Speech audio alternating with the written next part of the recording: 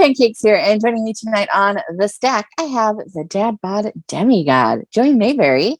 You may have seen him in Chicago Style Wrestling, All Heel Wrestling, Northland Pro, Janesville Wrestling Alliance, and at Effie's Big Gay Brunch, tagging with Mateo Valentine as Gay, which is glamorous and yummy, among other indies around the greater Midwest area. So please welcome tonight to The Stack, Joey Mayberry. Oh my God, I'm so excited to be here. I'm sure Pollo Del Mar is excited to see me here too. I specifically said you would never be on The Stack, but then I decided to reach out and build a bridge, not a wall. So all the love, bridge, right? We really do. It looks very nice in the ring when someone can do like a really good bridge. Yes, and unfortunately, like usually when I go for a bridge, I almost blow my back out, not in a good way. And that's pretty much me. Lord knows I never could. So I'm like really good at it, but I have a tendency, like when I'm throwing someone to do a bridge, like I'll just land right on my head, and I've learned that's like the worst thing you could do. So I just kind of stop. Yeah, from what I understand, you need your head moving forward in life. Like it's pretty important. And you can only have so many concussions before you start Yeah, I've had a few, and I don't think it's really done anything to me so far. Yeah, I've had a few, and I don't think it really does anything to me so far. I think I'm good. Well, fingers crossed. Let's not find out the hard way. I'm honestly, fingers crossed, legs crossed, soul crossed. I'm doing my best. So, one of the things that we were kind of talking about before we went on was you being able to be in the Big Gay Brunch in Chicago this year. In the tag gauntlet, teaming with Mateo as glamorous and yummy. Mm-hmm. And you said that there was a fun story about that, and I love a good fun story. So how did that come about? So it's kind of fun, but also it's the gauntlet, the weirdest word but coolest word ever.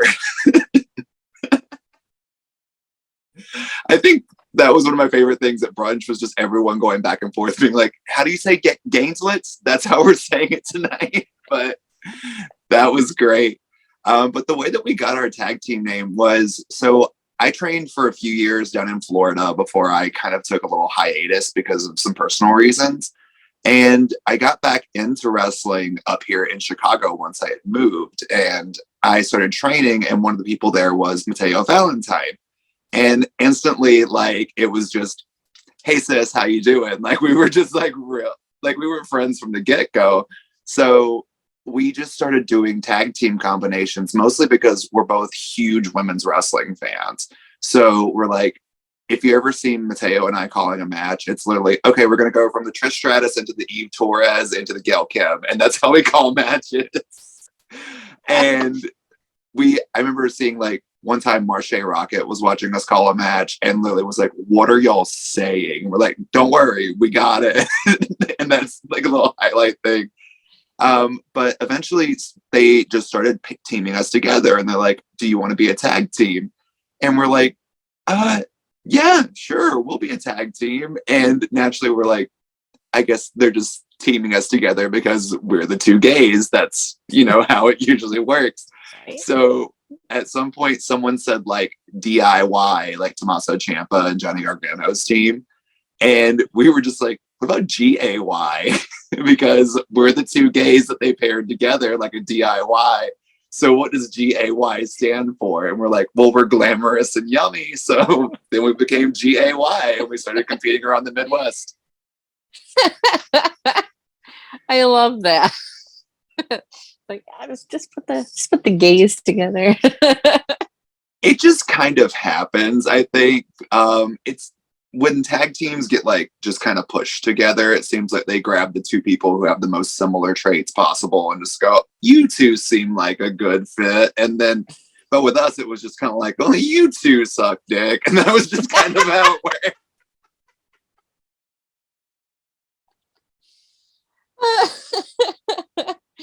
Well, I'm very glad that you guys got to be in the Gauntlet this year. I was at the Chicago stuff last year at the Big Gay Brunch, and that was when I actually first met you and Mateo, but y'all were just there having a fun fan time like I was. And then to see you go from fun fan time to like in the show made me very happy. So yeah, it honestly, like, I know a lot of people like, get like cheesy when they get to do something that they've just like didn't think they were going to get to do so soon. Because, you know, coming into wrestling, I was still closeted for the very early part of my career. And there was a lot of things that went on with that. But, you know, coming back into wrestling and seeing how much it had progressed, especially thanks to, you know, like the Effies of the world, the Dark Sheiks of the world, really putting a lot of platforms out there for us and really speaking up and really making a change. It was like, oh my God, this is this whole movement and it's taking over. And, you know, when you get that message that says, hey, do you want to be a part of this, after you went and just were a fan to go see it the last year, was like, you know, it sounds so cheesy and it sounds so stupid, but I was just so hyped and so happy to be there. Like, I had a little pep in my step walking around backstage, and God, it was so much fun. I so far have been to every Big Gay Brunch, and I'm sad that because he just announced the one in the UK, and I'm like, I'm gonna have to miss my first one. No, let's figure it out. I sent him a tweet. I said, hey, Effie, I fit really good in an overhead bin. So maybe we can both squeeze on up in there and just go on over to the UK, grab a spot tea and beat somebody up for a minute. Like, that'd be fun. But those shows are so much fun. They're some of my favorite shows that I go to. I love seeing people that maybe don't get as much of the recognition to get it on those shows. I love that I'm introduced to new people. I love that I get to see old favorites of mine. Like, those shows are so much fun. If people out there in the world, if you've never been to an Effie's Big Gay Brunch, like, do try and attend. They're a true delight. The first one I went to was in 2020 at the Collective, and that was like my first like pride thing after like coming out as pansexual, and Yes. I cried. It was it was cheesy. I cried. I absolutely love that. Like, so it's just such a like wild energy being there, because it's so different when you're just in a room with people who, one, you already have like some sort of camaraderie and commonality with. And then everyone that's in that crowd at every single brunch that I've been to and been in the ring for is just there to have fun and show the talent so much respect. Like, it's just such a different atmosphere than every other wrestling show.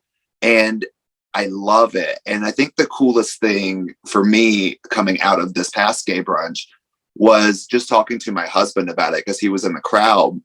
And he was like, that was like my favorite thing I've ever been to.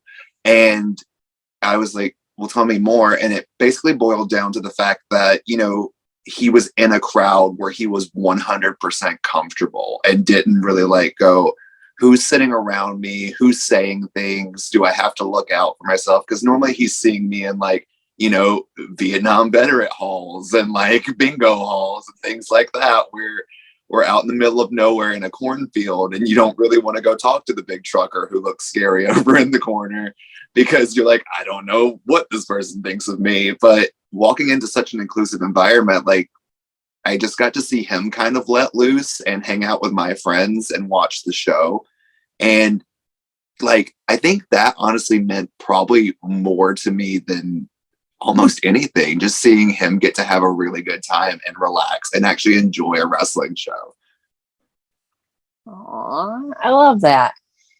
As far as the differences between like locker rooms, like the Big Gay Brunch versus like regular wrestling shows, is there, I know that you kind of mentioned that it's, you have that like more of like a camaraderie, but is there any other like major differences between what it's like to do a show like that, or like if you've done other like like LGBTQ themed shows Yeah.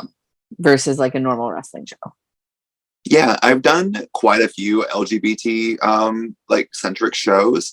And the thing that I love about it going into it is it's always like a big family reunion, or I guess that's the best way to describe it, because we all follow each other online. Like we all interact. Like there's not really anyone who's like in the community pretty much interacts with each other, and we all know who each other are. And walking into that locker room and just saying, hello, oh my God, it's finally so nice to meet you in person, but you still already know who this person is. And you can't really beat that. It's just like walking into a nice little place with all of your friends. Aw, I love that. Like, I love hearing about like the good and the positive things that come out of wrestling, because sometimes you hear about the negative things and it kind of drags you down. And I love being able to help put out those like positive vibes and positive stories for people who maybe sometimes get down about the business or whatever when bad things can come out. Bad things in wrestling? No Surely way. not. There's nothing problematic in wrestling. That's okay. We won't dive into that. I mean, I know you said you don't have a stop time, but Lord, like, We're going to stop right there. That's the end of the interview. you know what? Moving right along, I'm going to go ahead and shift gears just a little bit. What was a young Joey Mayberry like? Oh my God. I don't even think you would recognize me. Okay. How young you want me to go? Whatever you want to tell me about. Okay, let's start back in 1990 when two 19-year-olds had a baby way too early, and there came Joey. It was really interesting for me kind of growing up, because from a very young age I was just kind of interested in anything sparkly, anything girly, anything fun. Like I obsessed with Barbie dolls, Spice Girls, Power Rangers, Pokemon, and then in like 2000, I saw Lita and game was over. But those were like my things. And I remember, like, you know how when people say like they have their whole, coming out revelation? I never really figured that part out, because honestly, like I was never really I guess, sexually motivated person ever in life. So that was never something that was like instilled in me, even when that happened. But the thing that hit me the hardest was I remember very clearly the day when I was like 9 or 10, when everything I liked stopped being okay. And like the Barbies went away, like the Spice Girls were gone, like posters weren't allowed in my room, and it was just like, oh, you can't do these things, like boys don't do these things. And my dad was such a stickler, even though like my first 3 concerts my dad took me all to, it was Spice Girls, Britney Spears, and Reba McEntire. Like, come on, Dad, you know what you're doing. Like so my parents were really big on pushing me into sports. Like that was their big thing, because basically if you're trying to think of who my family is, I am Bobby Hill, my parents are Hank and Peggy, and it's like to a T, like really intense. Like my dad was a high school football star, was really big into it, so naturally he was like, I want you to play football, I want you to do this thing. And I hated it so much. Oh my God. I remember sitting in high school on like the steps outside the locker rooms, and I was just like sobbing, wearing football pads. And this coach, his name was Coach Roach, and he was this big, massive man. And he drives by on a golf cart and just goes, what's wrong? And I was like, I don't want to play football anymore. And he just looks up and goes, well, then quit, and drives off. And I'm like, okay. But like, I stuck with that all the way through my junior year of high school. I finally got to quit my senior year. Coincidentally, the football team won the state championship that year. So like, you missed out on your state championship ring. I did. I didn't. Who wears the? No, I don't care. I didn't like. Sure, it was cute, but I don't need it. Acceptable jewelry. What? Yeah.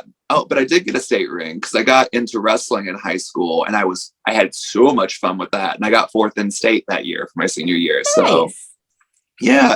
But I dropped out of football. I was a weird kid. I won 4th in state in wrestling that year, but at the same time wrote my high school's school play.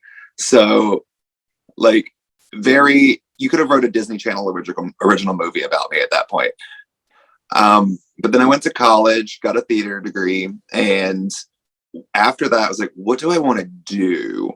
And so I got an internship with Disney. And once I got an internship down there, I went down and worked for Disney for a little bit. And I was like, what do I want? And I've always been obsessed with wrestling. Like, it's been my life. My heroes, my Mount Rushmore are Jazz, Lita, Trish Stratus, Victoria. Like, give me all of that. I love them to death. And I was like, I want to try this out. I want to try to be what these women were that I emulated. And so I found a wrestling school in Orlando, and I don't want to talk about it because it's a bit problematic. We don't talk about that, Bruno, no more. But just started training, and my first match hit, and I didn't have a gimmick. And I was like, what do I want to be? And I just had this pair of blue jeans, and I threw them on, and I was like, I can just be a Southern boy. And so I told my mom I was doing it, and she sent me this pair of cowboy boots that were American flag all the way up, like to the knee. And so I walk out with this backwards camo hat, blue jeans, these giant American flag boots, drinking a Mountain Dew. And from that point on, I was the redneck white and blue Joey Mayberry, who's all jacked up on Mountain Dew. And that was how I started. Is there any footage? Oh, there's plenty. And I faced some pretty notable people. Like, I've had matches online with Santana Garrett, with Lindsay Dorado. I got onto an Evolve pre-show out of nowhere, and it was like my 4th match. And I'm literally, you can find it online. It was me, Zane Riley, and Sweet Thang, Willie Brown, versus Chico Adams, Tim Zabisco, and Rhett Giddings. And it was just a 6-man tag, and I knew nothing going into this match. Like, I knew how to bump, and I knew how to like do a body slam. And they just needed someone and tossed me into this pre-show match. So literally, you watch me go in, I hit like a suplex, and then I get the fuck out the ring. Like,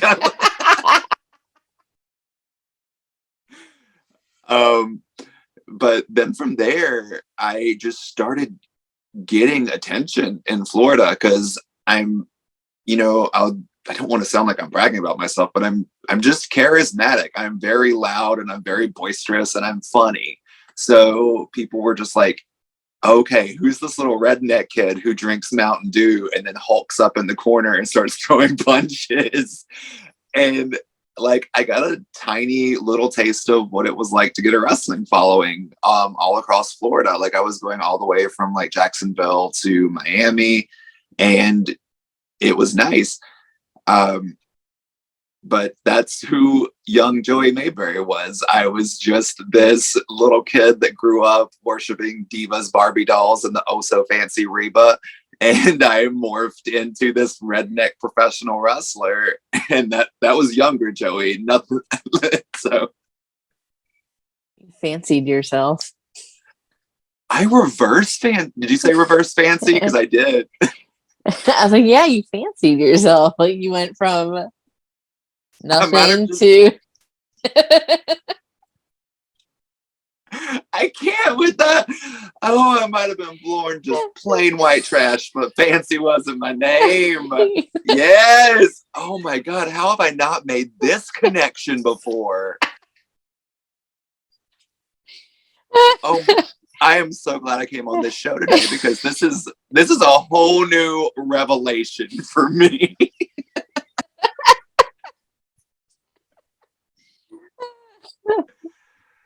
You moved uptown, you know, like stop it.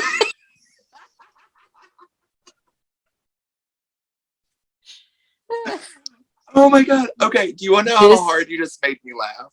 So I have this obnoxious giant Stitch toy that my husband bought me that vibrates on contact for some reason. Like it just shakes. I laughed so hard that it just started vibrating in the corner for no reason. You just had to be nice to the gentleman and then they'd be nice to you. Oh my God. I don't know if my heart can take anymore. This is so good. Oh, you know, I have charmed an aristocrat though. That's actually a true story. So see, you are fancy. And I will not let anyone down. Come watch me in the ring.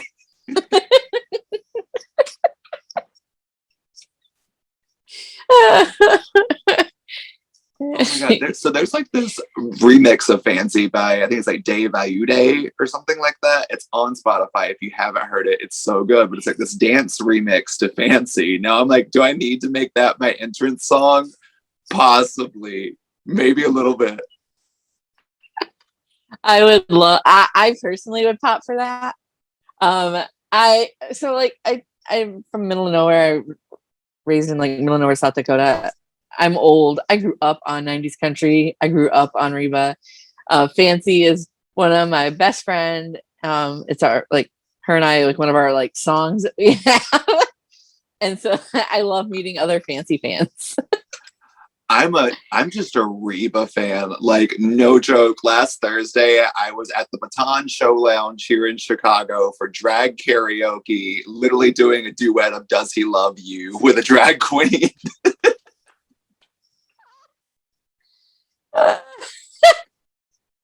Yes.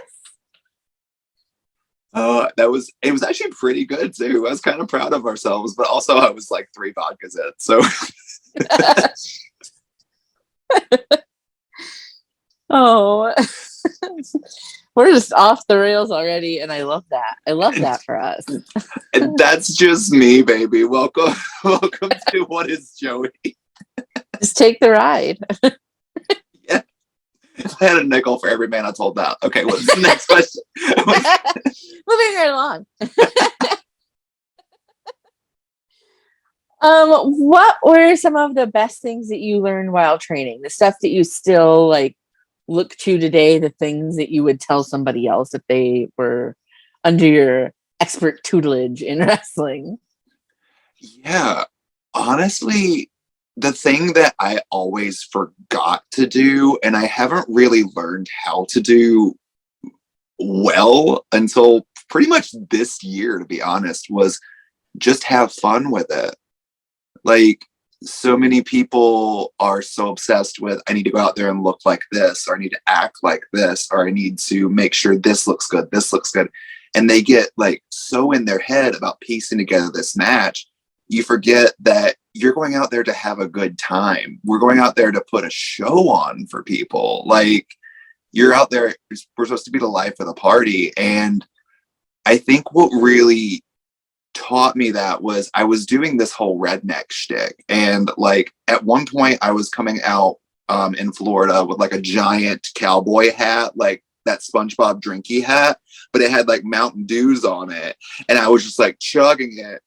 And I was just trying so desperately to be this character. So when I got up to Chicago and I just kind of started trying to figure out who Joey was as a wrestler again, because, you know, I had gotten on to Ring the Bell, which is a YouTube show where we review women's wrestling. And it had such a big following in the wrestling world that I was like, people know who I am. Like, people walk up and they're like, oh my gosh, I love Ring the Bell all the time. I was like, I can't just be like, oh, I'm this new character walking out. It's like, no, I'm Joey Mayberry. And I had called myself the dad bod demigod on the show just because, honestly, I just randomly thought of it one day and I was like, this sounds funny. So I just started saying it. But it had like no purpose to what it was. It was just, something catchy that rhymed.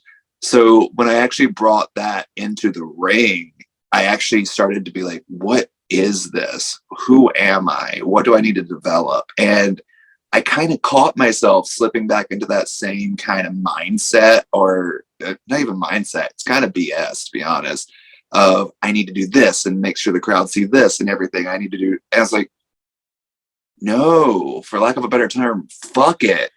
And I was like, what do I have fun doing? Who are my favorite people? And so I went out to every thrift store, every single drag store, every costume shop that I could possibly find in Chicago. Like, I did at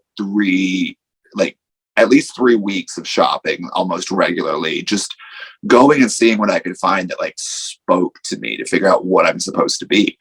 And I wound up finding like these pleather tights, and they were like sequined. And I was like, I'm feeling this. This is like a vibe. And I was like, I remember talking to Mateo Valentine and Coda Holiday, actually, and asking like, what do you think of these? Do you think people will like it? And it was actually Coda who was like, does it matter what they think? And I was like, oh, I mean, I guess not. And I was just kind of like, okay, if I wear what I want and I just kind of be who I want to be, and I walk out there and say, hey, here's what I look like, here's what I do on a platter, they can't fail with it. And I'm just enjoying my life. And so I walk out and I'm just kind of feeling myself. And as I started to figure that out, that's kind of what grew into this dad bod demigod character, which is essentially just every single thing that I've ever felt insecure about in myself, which is like my femininity, how I present myself, how I carry myself, my body weight, all of that made me feel bad. I was just kind of like, no, this is my acronym. This is who I am. Eat it up. And I walked out there. And that's just what it evolved into. And it's turned wrestling into this thing that I was like, I have to make this perfect performance. Into I'm going out there to have fun and interact with that crowd and make my opponent look like $1 million while making me look like $1 million. And it's just started clicking. So I think that's the biggest piece of advice I would offer is take that journey for yourself and stop taking things so seriously. And remember that this is fun. We're literally play fighting in our underwear. We're having a good time. So that's like number one in my book. Like, have a good time. It's all right. Yeah. Be who you are, be who you want to be. And the people that respond and join in are the people that want to be there and that will support you. 5,000%. Like, actually make the number bigger. I don't put a number on it. Infinity %. That is on the money. And, if you walk into a room and 3 people don't like you, the rest of that room does. Don't focus on the negativity, and you hit the nail on the head with everything. Those 3 people wouldn't like you no matter what you did. Like, mm-hmm. So you might as well just attract the right. Well, depending on what. That sounded bad. Right. After I said that, I was like, oh no, that came out completely wrong. The right kind of people for you is how I meant that. Not like the right, like. I knew exactly what you mean. I was just also such a smart ass. After I said that, I was like, oh no, like the wave washed over me. I'm like, oh no, that sounded terrible. That is not what I meant at all. Oh God, please no. I'm going to get canceled for something I didn't even mean. What the fuck? What am I doing? Like, it was just like this wash. I'm like, oh God, that was the worst thing in the world I could have said in that moment. No, I don't think.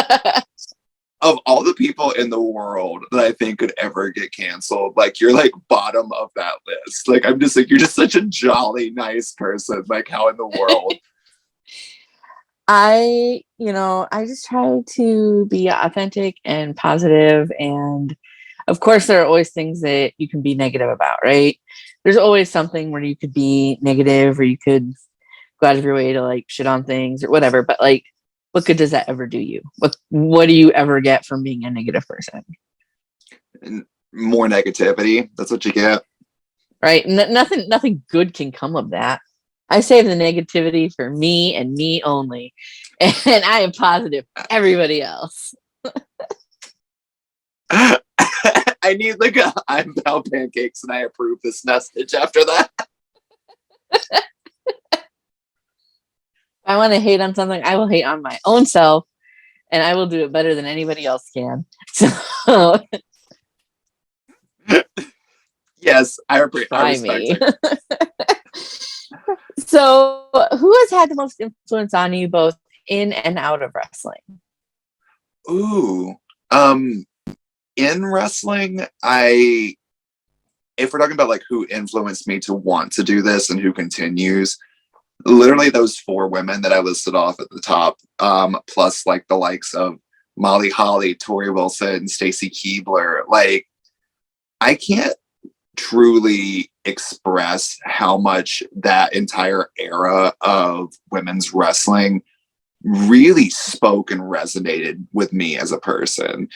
Like I was addicted to it. Like, oh my God, look, I've got freaking Stacy Keebler and Victoria and Lita sitting right here in front of me. I'm just obsessed. And like, yeah, call me a mark for it, whatever.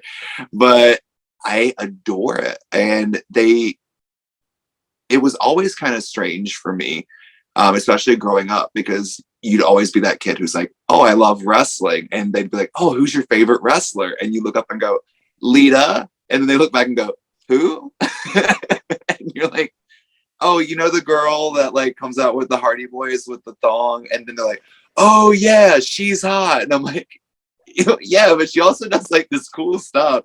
And it really like kind of makes you like this almost ostracized wrestling fan when you're in the crowd, which is what made me, gravitate towards other people like that. Like Jake Smith and I do a show called Golden Era Podcast, where we literally go week by week and just talk about our childhood and what we watched in wrestling, which was women's wrestling from WWE in 2001 forward. And it's so much fun to like talk with him and realize that we have these same shared experiences, because he was like, I was the only person in the crowd cheering for the divas at the time. Like, also, if you watch the WrestleMania, I think it's WrestleMania 20, you can see little Jake standing up with a sign that just says, I'm here for Stacy and Miss Jackie or something like that. And it makes me so happy just to know that, people like me existed. And I can't really begin to say how much they've influenced my work in the ring and what I like to do in the ring.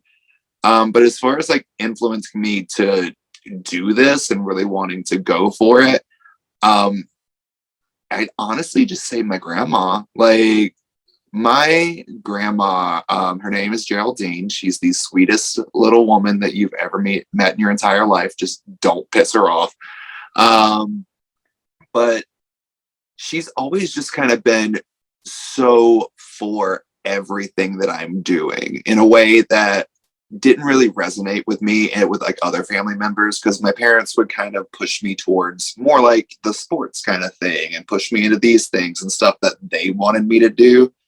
Whereas to this day, I'll call her and talk to her on the phone and she's like, well, what did you do in wrestling? And I'm just like, oh, what was the weirdest thing I told her recently? Oh, I was like, oh yeah, I was teaming with Team Babushka and CSW, and we all had color coordinating outfits, which the theme was denim and pink, was what I was told. So I literally took a pair of blue jeans and I cut them into chaps. And then Shelly the Bombshell put like fringe around the bottom of the chaps. And then I had like these swim trunks pretty much underneath that looked like pink Daisy Duke shorts. And this entire denim chap look was what I walked out in.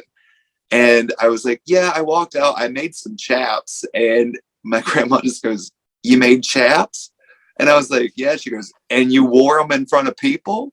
And I just went, yeah, Grandma, I totally did. And then she goes, well, you know what? I'm just proud you know how to sew.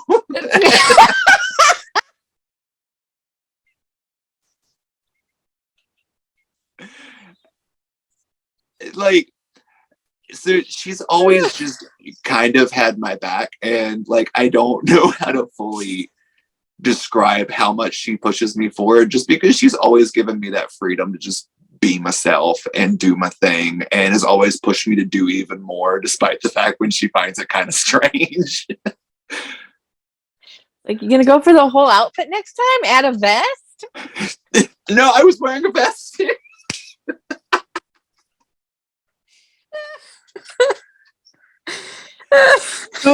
And here's the best part. So it's this denim vest, and then on the back is like all the colors of the rainbow, like striped diagonally. And then the lovely Miss Sky Blue actually bedazzled the entire thing for me. So I'm just a sparkly rainbow denim mess at that point. You were the rhinestone cowboy. Oh my goodness, where's my notebook? I need to start writing all of these things down. You can watch it back. Oh yeah, this is video. Okay, I'm learning again.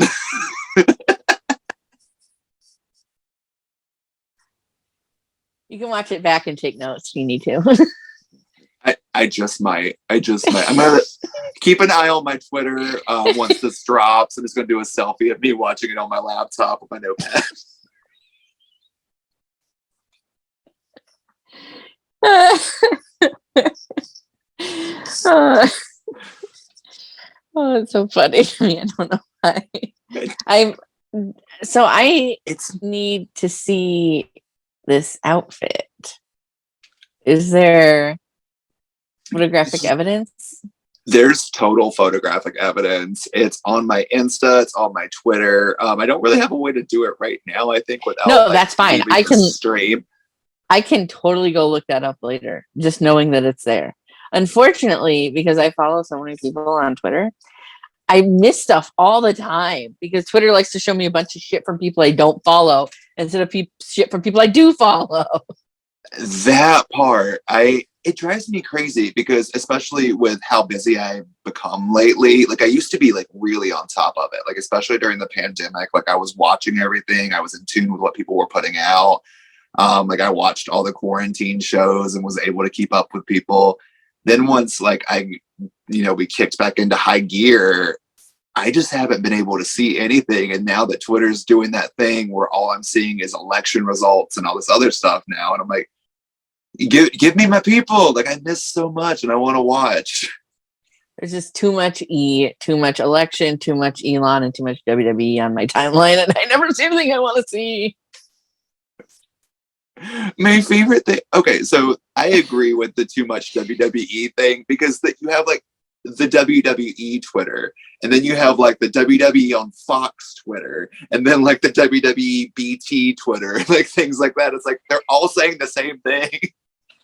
And then like some of the talent, if you follow like different wrestlers, they all like have like tweets that they tweet the same crap all the time, where it's like you can tell it's like everyone's required to like copy and paste this tweet. And I'm just like, oh, this is my 7th time seeing this, and I didn't care about it the first 6. It's like I don't care that there are new exclusives cups at 7-Eleven. I just don't. I don't even live by a 7-Eleven. Oh my god, I'll trade you with whatever you have. We have nothing but 7-Eleven up here, and I'm so tired of it. Top 3: Casey's, Quick Trip, Come and Go. All 3 excellent. Chef's kiss. They finally downtown opened up a Circle K, and I'm so excited about it. We don't have Circle K's here, but the QT, the Casey's. If you've never had Casey's pizza, I don't know why you're not doing that. Oh, I have. I've been on the road. Right. I've had some Casey's I was pizza. like, you're kind of in the area. Like I'm sure it's overlapped. Casey's Pizza is clearly the way to go. And yeah, the Come and Go. I love that that's what it's called. I'm like, who approved this? Do you follow the Come and Go Twitter? Because it is hilarious. I don't. I'm gonna do that now, actually. You know what I do miss though? Have you ever been to a Wawa? Oh, Never been to a God. Wawa or a Sheetz. I went to Sheets. It was good, but maybe I'm just obsessed with Wawa because it was all over Florida and I just got to like relish in the greatness that is that. But oh my God, they have like real food and like healthy food that you can just grab very quick. I miss Wawa, my shining oasis in the Florida meth lab.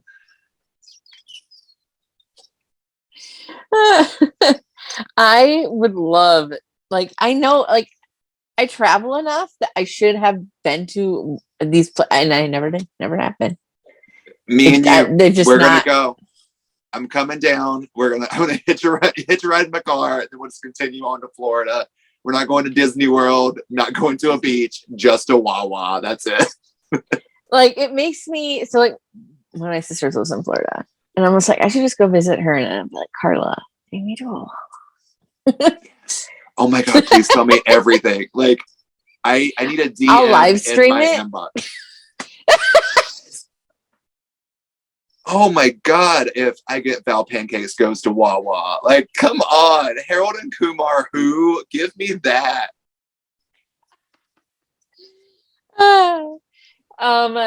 I see, now I have to watch this back and take notes later. Yes. See, we're giving each other homework. I love it. So, what would you say has been your greatest achievement in wrestling? And that can be whatever greatest achievement means to you. If it's like a title, or if you had like a series of matches or opponents, like whatever greatest achievement is to you. Honestly, so far, matches are great, and doing all that is fantastic. But coming back into wrestling after stopping for as long as I did and for the reasons that I did was huge for me, especially coming back as the character. Well, I guess I'm just honestly playing myself, but a tad louder and a little bit more bitchier. But getting to come back and just be what I want to be has been so fulfilling. So long story short, when I was in Florida and I was wrestling, in the summer of 2015, I wound up having about 3 concussions in the period of like 2 months. So like I knocked myself pretty silly for a little bit, and they weren't like mild. Like one of them, like I just took a spike DDT like right into a gym floor. Like I was out. So I had to take a break for like 3 months. So I was like, I've got to get my head on straight. I've already been in the hospital and I can't even pay my medical debt because I'm really just working at a theme park and then taking most of those days off to go to wrestle in random places in Florida. So I was like, okay, I'm going to give myself making tens of dollars each show, I'm sure. If I was lucky, some of them, I got really lucky in getting like paydays because I don't know of how the scene is in Florida anymore, but for the places that I was working, I was typically getting nothing. And then when I came and got back into everything up here in Chicago, and people were like, yeah, if you go to a show, make sure you get paid. I was kind of like floored. I was like, is this how we do it up here? Is this how things work? Okay, this is new. But yeah, so basically when I took those few months out, I came back and I found out that a few people had outed me to pretty much the entire Florida scene. And that, for lack of a better term, scared the shit out of me. Because I hadn't told my family. I hadn't even really told many of my friends. Like they had to be very close, and like at the most, at the time I was like telling people that I was like bi, and I was dating a girl at one point during that past summer, which I love her to death. She was so sweet. It didn't work out for reasons. It just for reasons it didn't work out. But literally I came back and found that out, and it, I don't even know how to describe the feeling, because I was just like, oh my God, like so many of these people that now know are on my Facebook, back when everybody was doing everything on Facebook. And like they comment, and my parents are on there, my aunts are on there, like everybody that I know is looking at this. And some of them, like one of the guys that had my dad's phone number. So I was like, this is hitting really close to home, and I'm not ready for it, because I don't want to like speak ill about family or anything like that, but I grew up, and my dad was very vocal to me about the fact that he just did not like gay people. Like he was, it's for lack of a better term, the opposite of subtle. And so I really didn't know how to handle it. And so I just kind of backed away from wrestling and was like, okay, I don't really know what to do. Who's going to even want to book me? Because at that time, it still felt like something that was so taboo. And that, especially in, the sticks of Florida, no one really would want to bring me in. And I was in that mindset. And so from there, I went and got convinced by my good friend Kim Artlip, who's the owner of Ignite Wrestling down in Port St. Lucie, Florida. She was like, hey, you've been doing like some backstage promo work for us. Like I remember I would go and do like some little interviews for her while I was hurt. And she goes, but I loved you and I really want you back in the ring. Can you please come and do a match for me? And I was like, yeah, I'll do it. And I was like, but I want to just team with my friend. So I was teaming with my friend Gabe. And we were going up against Josh Hess and someone else. I can't remember what the match was, but I remember 100%. I walk out, my old theme music, still in the redneck gear, bell rings, Gabe's in the ring wrestling, I'm on the apron, and then all of a sudden there's a Joey's a F slur chant that breaks out in the crowd. And it was loud, like enough that I turned and I was just like looking, and like they stopped kind of what they were doing in the ring and looked at me, and I'm just like,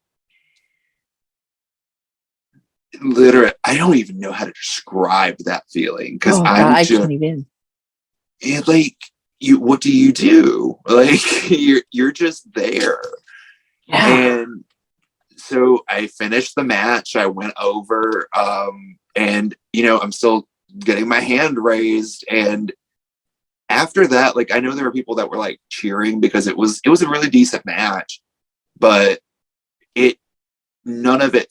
everything felt like shattered, and everything just felt like I can't even do this anymore, because I just got to figure my own life out. Like I got to get and talk to my family and do this stuff. I can't focus on this until I take care of Joey. And so I ultimately just like, I'll figure this out later. Let me go and figure my life out. And then that summer was, the summer after I had just met my now husband. And so we were like trying to figure stuff out. And I was working at Universal at the time. And I was like, I'm just going to move to Chicago. I don't really want to be around this scene. I don't really want to be around, I have tons of friends down there who I still love and are near and dear to my heart, but I'm just like, I can't be around this scene anymore. And I just want to get away from it.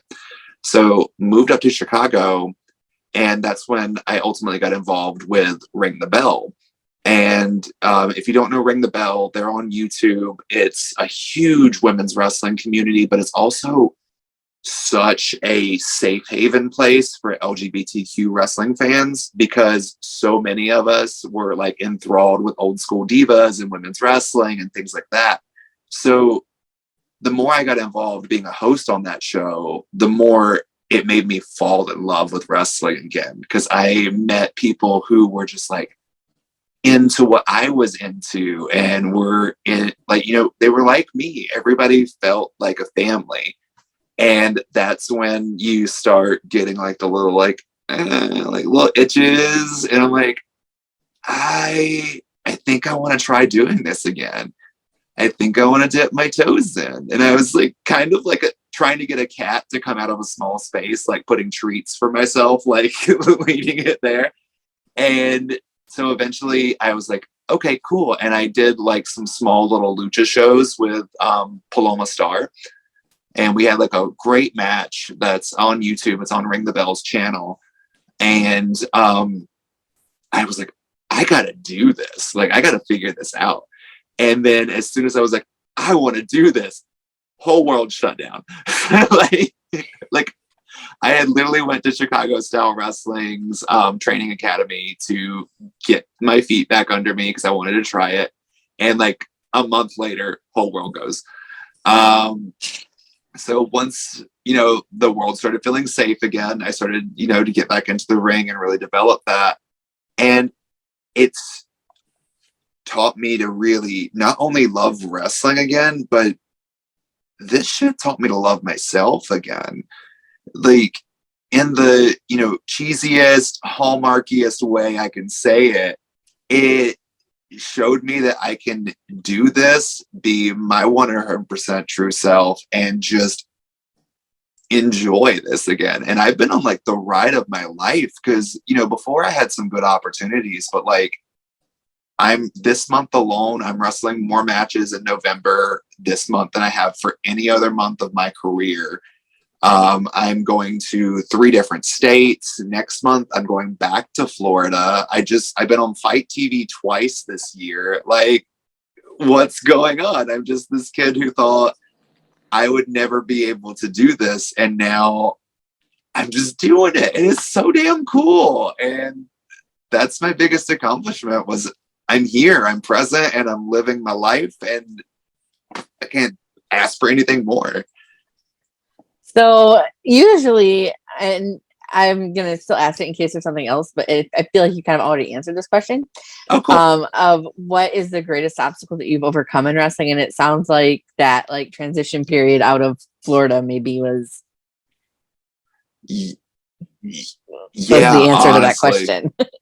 Literally 500%. Like, I've never, it's wild because that was so dark for me, and it was such a bad time of my life.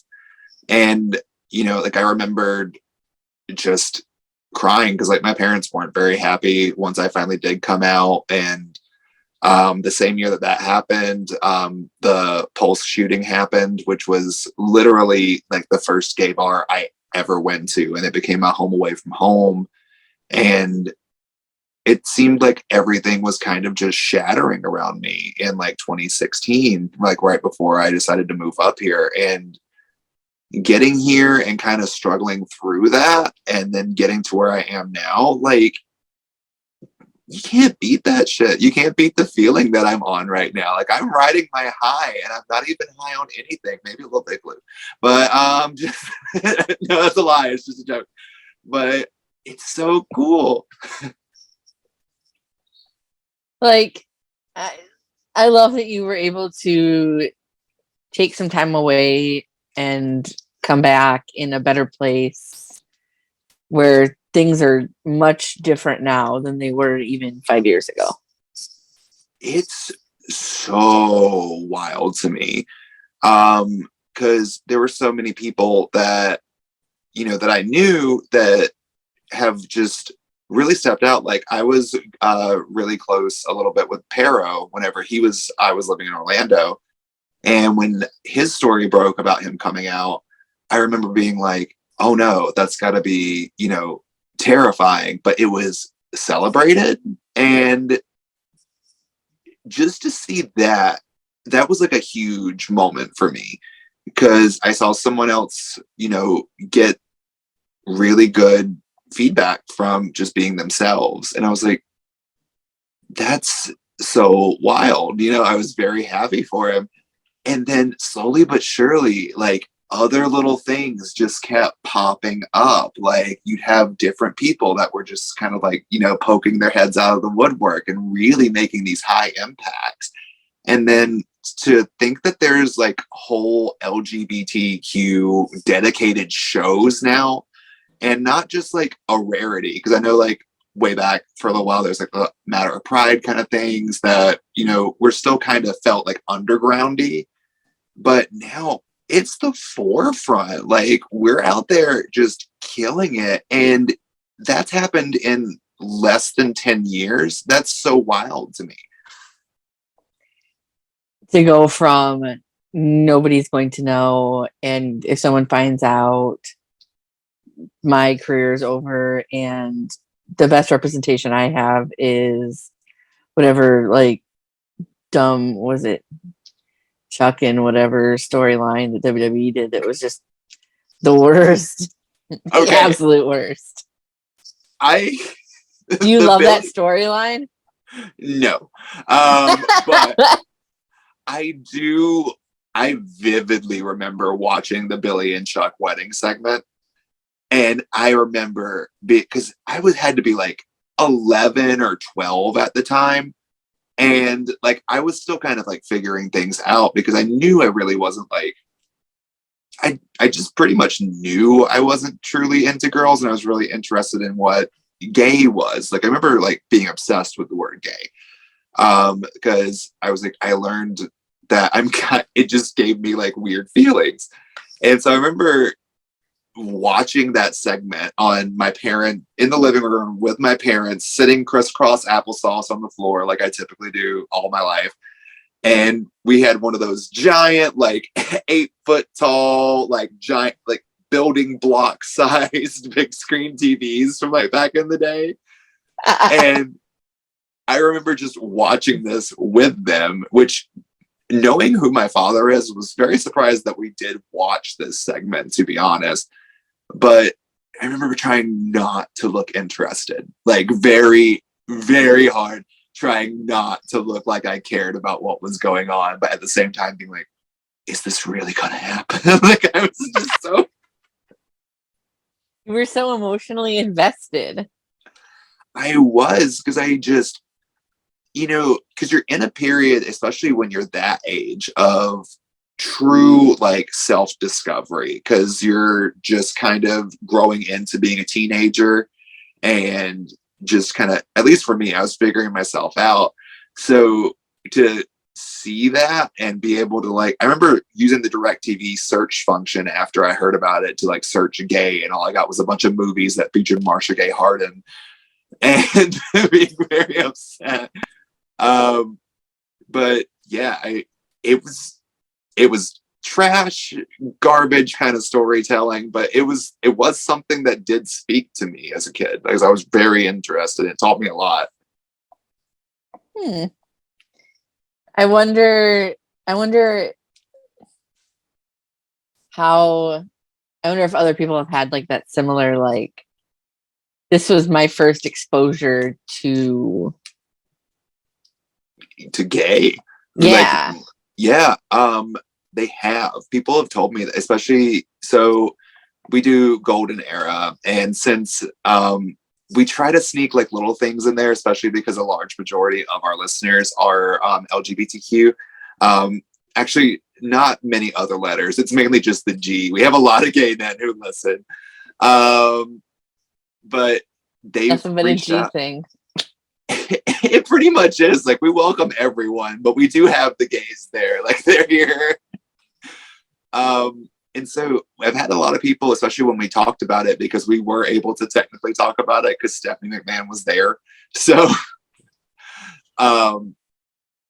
getting to like discuss that on the show, we had so many messages of people being like, yeah, this is the first time we heard about things. This is one of the most intriguing things for me as a kid. And it's kind of wild to learn how many shared experiences you have with other people just because of what you're into and who you love.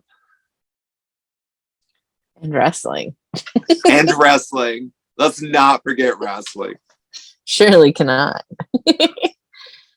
So if you had an action figure of yourself, and it was one of the action figures that could speak, what phrases would you want it to say?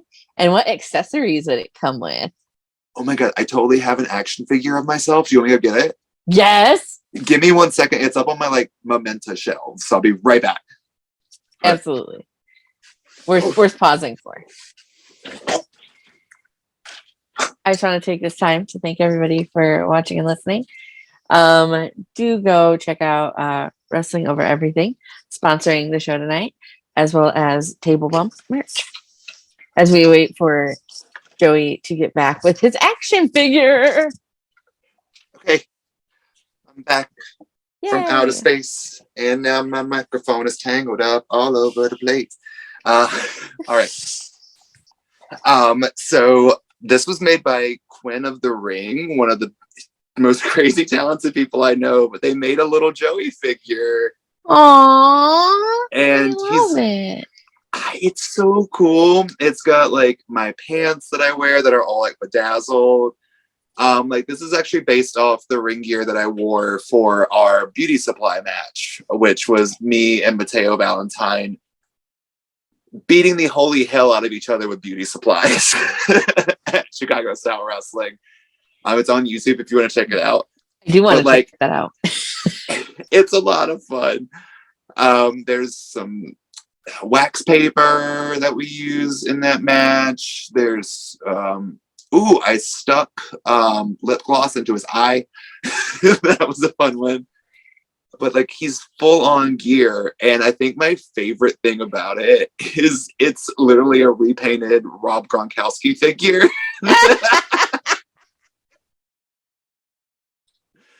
And it looks so good, and it also makes me realize I kind of look like Rob Gronkowski, and I think he's attractive, so that works for me. Fair enough. But I also grabbed another little thing. Do you want to see something wild? Yes. So back in the day in Florida, a fan made a Funko Pop of Redneck Joey. That's custom. So I've actually got two little figures of me and his very orange arms. Aww. It's so cool. Like it's just things like this are like the coolest things in the world to me because I'm literally action figure obsessed and toy obsessed, if you can't tell by my little office room here. Like this is literally my office. I sit on the floor, crisscross applesauce, and I'm surrounded by toys. So when people do that for me, it's like the most special thing because I'm obsessed. It's something that I'm obsessed with. And then you took so much time out of your day or a couple of days to make this little like custom figure of me. And I can't even fathom like that someone would ever want to do that in their entire life. I'm like, what's wrong with you? But I'm also like so grateful. So like, oh, you said I wasn't going to cry on here. And now I feel like crying, but this is, I don't know. Okay. Just the fact that someone like decided to do something that special just because they enjoyed the shows that I was putting on is amazing to me. I can't even put that into words. But now to answer your question, I'll go back. If I came with accessories, I would definitely come with a coat, which they nailed on this one. Because I have this big giant pink puffy jacket that I'll wear to the ring sometimes. And I love that for this one, they just dyed a Liv Morgan robe and put it on Rob Gronkowski, which makes me real happy. But the accessories that I would come with, definitely a big pair of like sparkle shades. I love them. So anything kind of funky, crazy, and the sparklier and bigger, the better. Like Elton John, eat your heart out glasses. And then honestly, what I would want is not an accessory. So at Chicago Style Wrestling and at Gay Brunch, you got to see her. I have my manager, Jillian, who is one of my favorite people in the world. She is my personal paparazzi, aka Joey's Pee-Pee. And she makes sure that all of my socials are updated, that TikTok is streaming live while I'm wrestling, and also she's not afraid to get in the ring and just slap some people or like guillotine them on the ropes. And that's also a wild story how she got involved with this, because she's like my best friend in the world, and it's so cool that she comes out to the ring with me. Aw. Would you like the story of how I acquired a Jillian? Yes. Yes. So literally, I was wrestling in the Chicago style wrestling battle royal, which is what they have you do whenever you're kind of new coming in. They're just like, jump in the battle royal. And I was like, just walking, and her boyfriend is actually filming the show. He's hard cam for it. And me and her have been friends now for like maybe a month or two. And I was like, hey, I have an idea. Do you want to do it? And she was like, what? And I was like, what if you just walk to ringside with me and like go live on TikTok or Instagram and just record at ringside? And you can be like my own little like paparazzi. And she was like, let me go ask Derek, which is her boyfriend. I was like, okay, cool. And so she comes back, she's like, yeah, he says it'd be like cool. And I was like, okay, I go talk to the promoter. And he was like, yeah, that's fine. You're in the battle royal. Have whoever come out with you. Who cares? You're going to be the battle royal. That part, which she came out, and the stuff that she's able to capture, just like my facial expressions and like little side notes. And like, she's also talking on the camera while I'm wrestling. So like, she's adding in her like own commentary. Like, one of my favorite things absolutely ever is there's one scene. Wow. There's one little segment at the end of a match in Chicago style where I literally get a nice big boot and I take the 1, 2, 3, and the camera pans over to her in the corner just holding her phone, and she just goes, well, shit. And it's the best thing. Aww. But it literally was just like, hey, I would like my friend to come to the ring with me and do this. And now she's a full-fledged character in the show. And we're just like traveling the world together or the nation right now. The world's coming soon. Always on the horizon, right? Yes. So for your action figure, what phrases would you want it to say? Oh, I forgot about that because I talk so damn much. See, I knew we would have to circle back. That's fine. Okay. So definitely it would have to say exactly what I say when I walk through every curtain, which is just a big guttural yes. And it's like,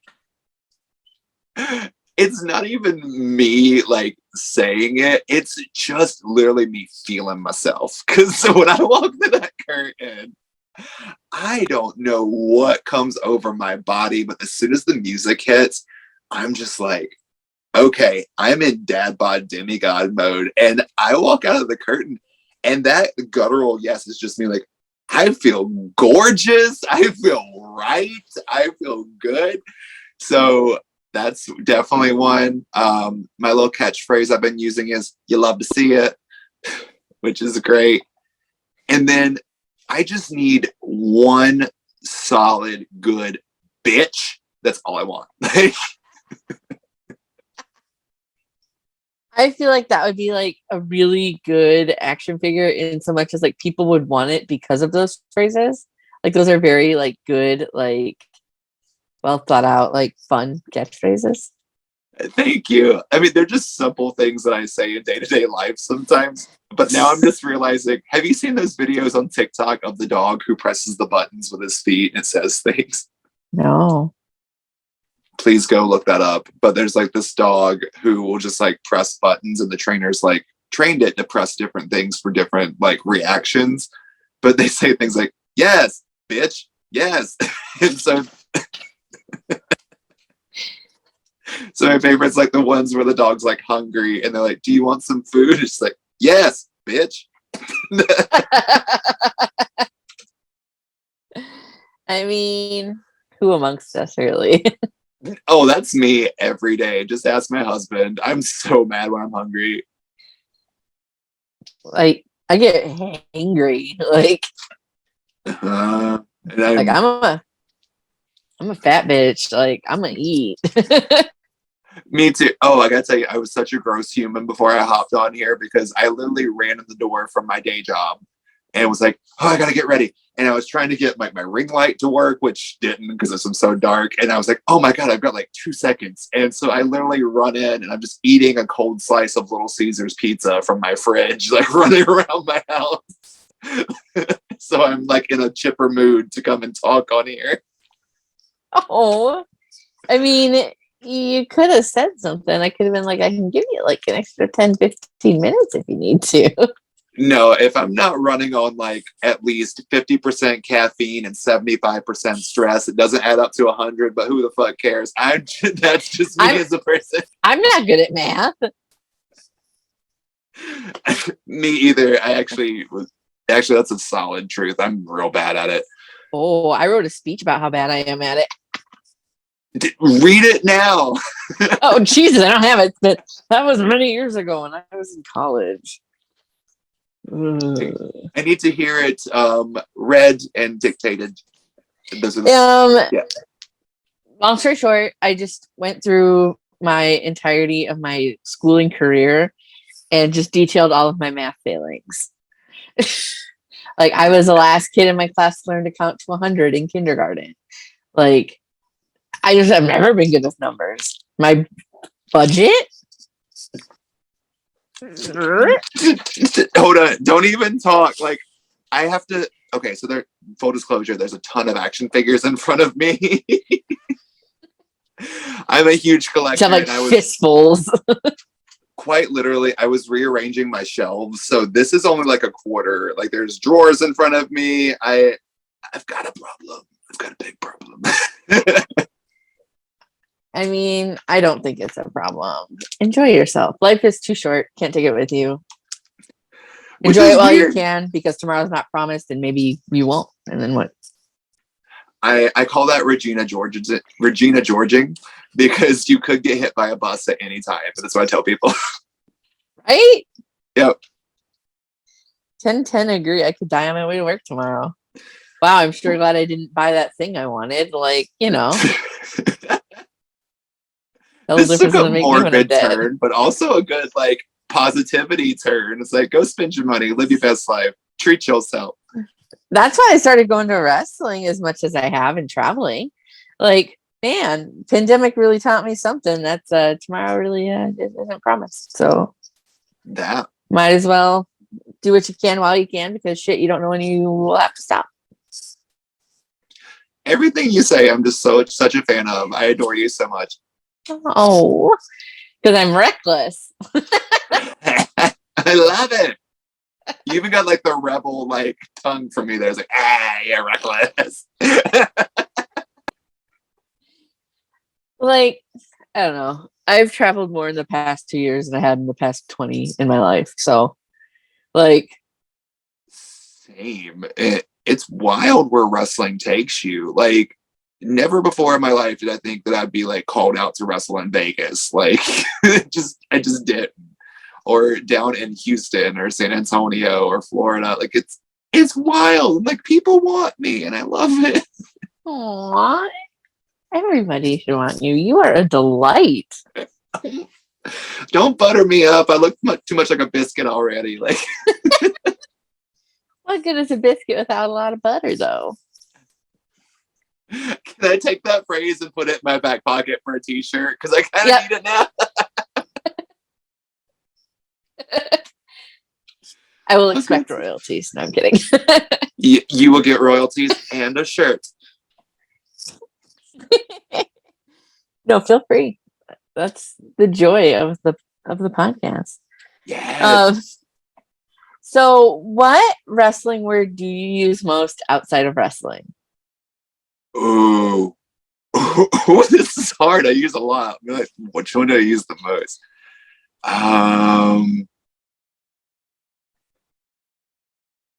Actually, probably shoot. Like, literally, I'll say that on about anything that's actual. Like, I've caught myself doing like, oh, where did someone took my fruit cup out of the vase? Like, oh, that's a shoot. Like, I don't know. I'm just real dumb. I use that like, oh, like instead of saying like, oh, are you for real? I'm like, oh, is that a shoot? I've done that. I'm more okay. So I'm really bad about if I pick up on something and I'm in a different environment. So it works really well with wrestling terms. I use the words incorrectly because I'm just a weird person. Like I'll just sneak in things that don't really belong there just because I can say it and it makes me sound weird. I don't know. Throws people off. I don't know. I'm a big believer in doing things to make myself laugh. I don't care if it makes anybody else laugh. If it makes me laugh, then it was worth doing. That Like the amount of dumb things I do just to pop myself, like I'm just like I am all oh my god, we're gonna be best friends.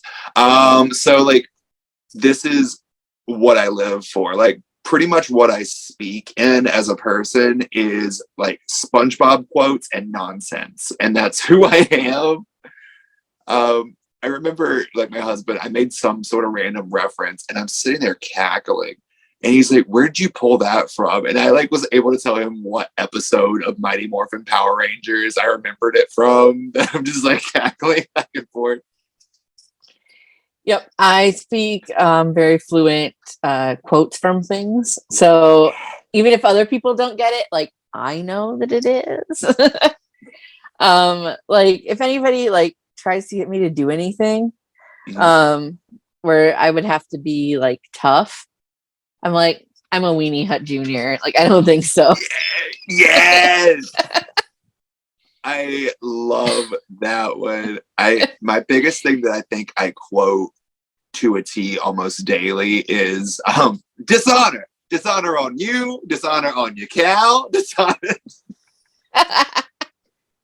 I quote a lot of I don't know if you were ever, I don't know if you ever watched it's a sketch comedy show on Fuse called Whitest Kids You Know. Oh my god, gallon of PCP. Please do that. Me and my bestie quote Whitest Kids at each other all the time. What's your whitest kids quote? Now I have to know. Oh, either like the Abraham Lincoln one where he's like, "Nah, you fucked up." That's mine. Oh my god. Now you fucked up. Now you're fucked up. You have fucked up now. Or I'm not finished, and he just keeps drawing.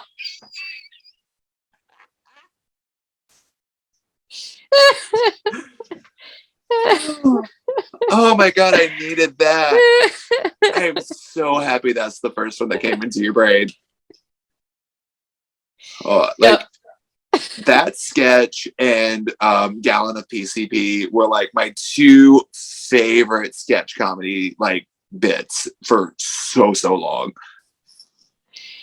That and the the one I know the name of the sketch is Pimp Pun Disaster.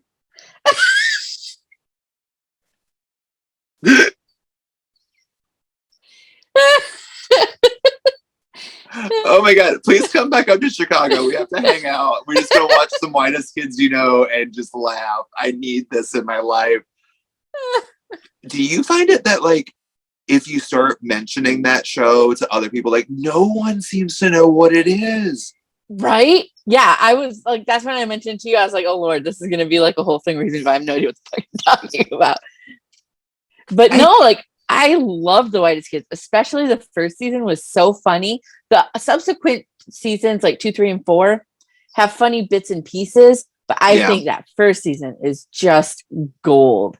I will say my favorite sketch from season 2 is the grapist.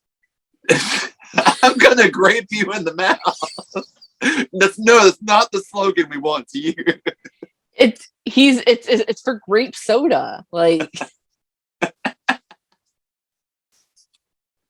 And then the season, I think it's season 3 where they have like the ants, where like the people just start shuffling themselves away from situations.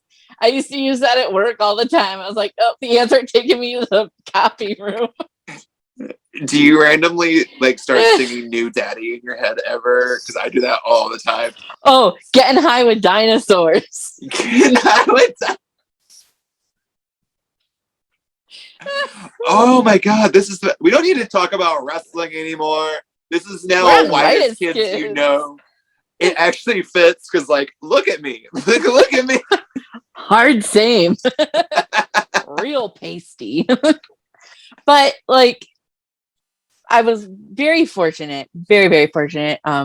Back in the day, they actually performed here, and me and my friend went.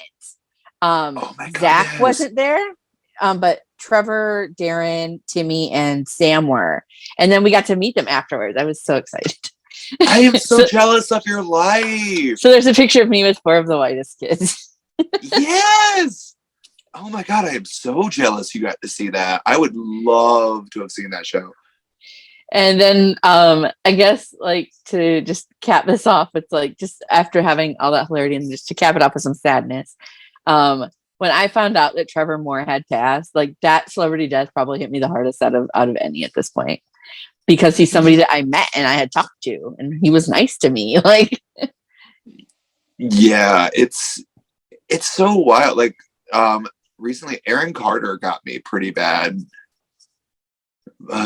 These are all like so sad. Okay, I won't talk about death no more. It's so sad. no, moving right along.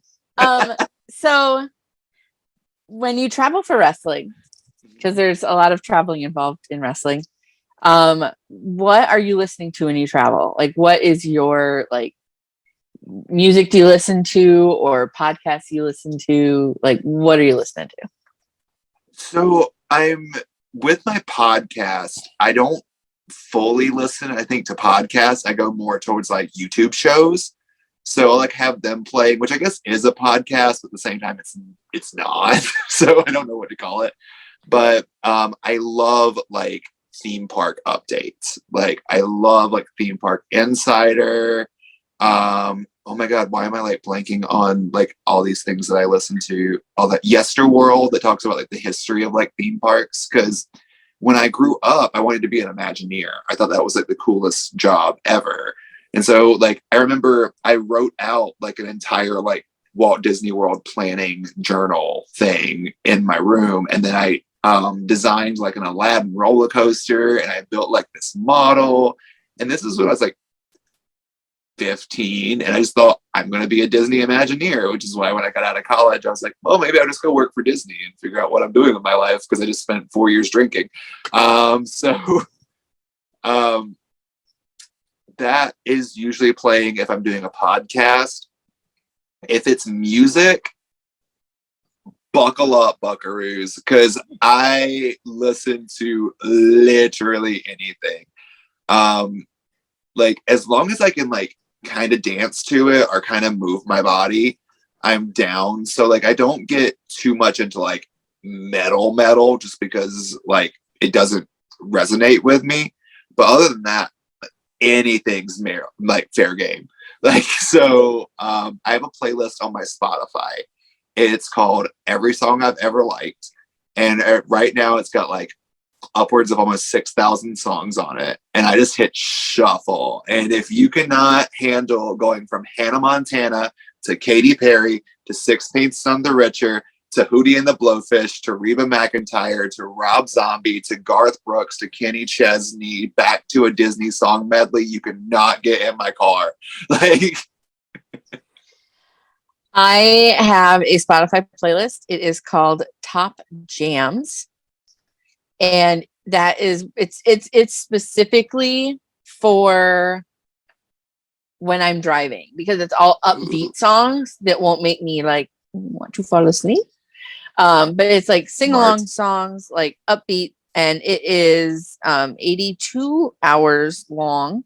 And that's what I do. I just put that bad boy on shuffle and go. Because when you're driving, man, like I don't want anything that's gonna make me fall asleep, but I'm I'm that way too. If I'm having to drive somewhere though, I'm notorious. If I have to travel, I want a buddy. Like I don't want to do it by myself. So whether or not it's, hey, I'm going to do this show, you want to hop in the car and see if you can get on it, or do you want to talk to the promoter, or do you just want to come with me? Or I just like rope one of my friends into it. I'm like, oh, I'm wrestling in Iowa. You want to hop in my car? Like, but I'm really like, I love road trip buddies. I want to hop in the car with you. Let's do it. Oh my God. Can we please just like live stream the whole way? We'll just sing like every song known to man. You would be so much fun to road trip with. I travel a lot by myself, so. Oh no, come on up. We'll drive. Tell me where you're going next. I'm going this weekend to Chattanooga, but beyond that, I don't have anything planned. Oh, I want to go to Chattanooga. Okay. I'm flying, so.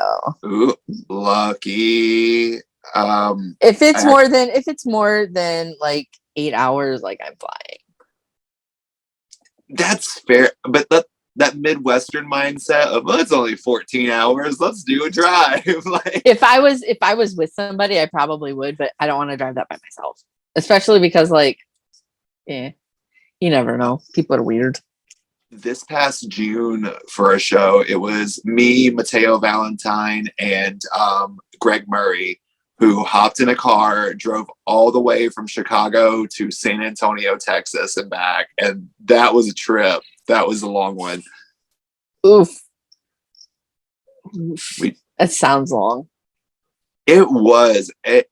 I just remember sitting there at all road trips are the same pretty much. So like you get there, you're good to go. But then when you're driving back home, that last hour is the most agonizing hour of driving you'll ever have in your entire life. 10 agree. Oh my God. It's like, I've already had all of my fun. I don't even want to go home. But since I have to, let's just fucking get there. But no, it's going to take forever. Oh my God. And of course, like we were headed to Chicago. So you hit traffic and it's like, ah! Oh, I love it. Feel it. What would you say would be the most surprising song on your playlist? Someone looking be like, oh, you listen. Oh, do you have that on your playlist? Oh. I think once you get to know me as a person, like no one's surprised by anything that's on my playlist.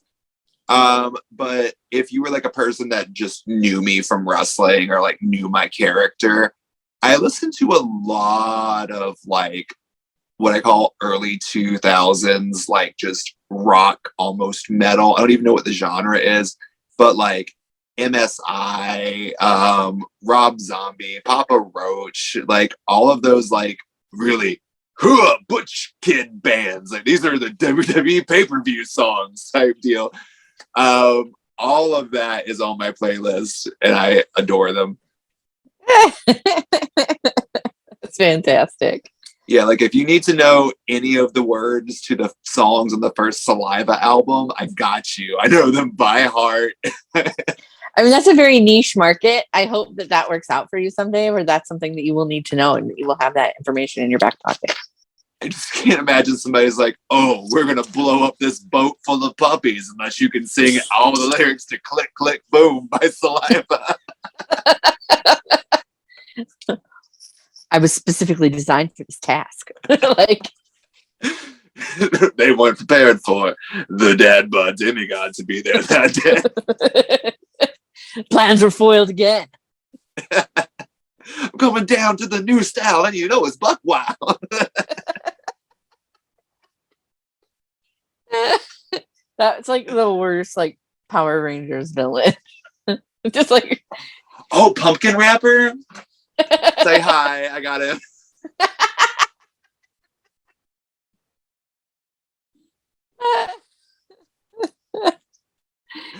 Yep, obsessed. So I'm a fat girl. I'm a Snackosaurus Rex. I love snacks. Snacks are the best. What are your go-to like road snacks? Oh, I'm the dad bod demigod for a reason. I love to eat. Like I remember it was me and Vic Capri like almost 2 months ago. He was like, you're toning up, you're looking buff. I was like, yeah, that's just what I do. I work out a lot. I don't diet. I just don't. I eat. But my go-to road trip snack, if I'm going somewhere, I always get 2 Monsters and a giant bottle of water. That's like my necessities.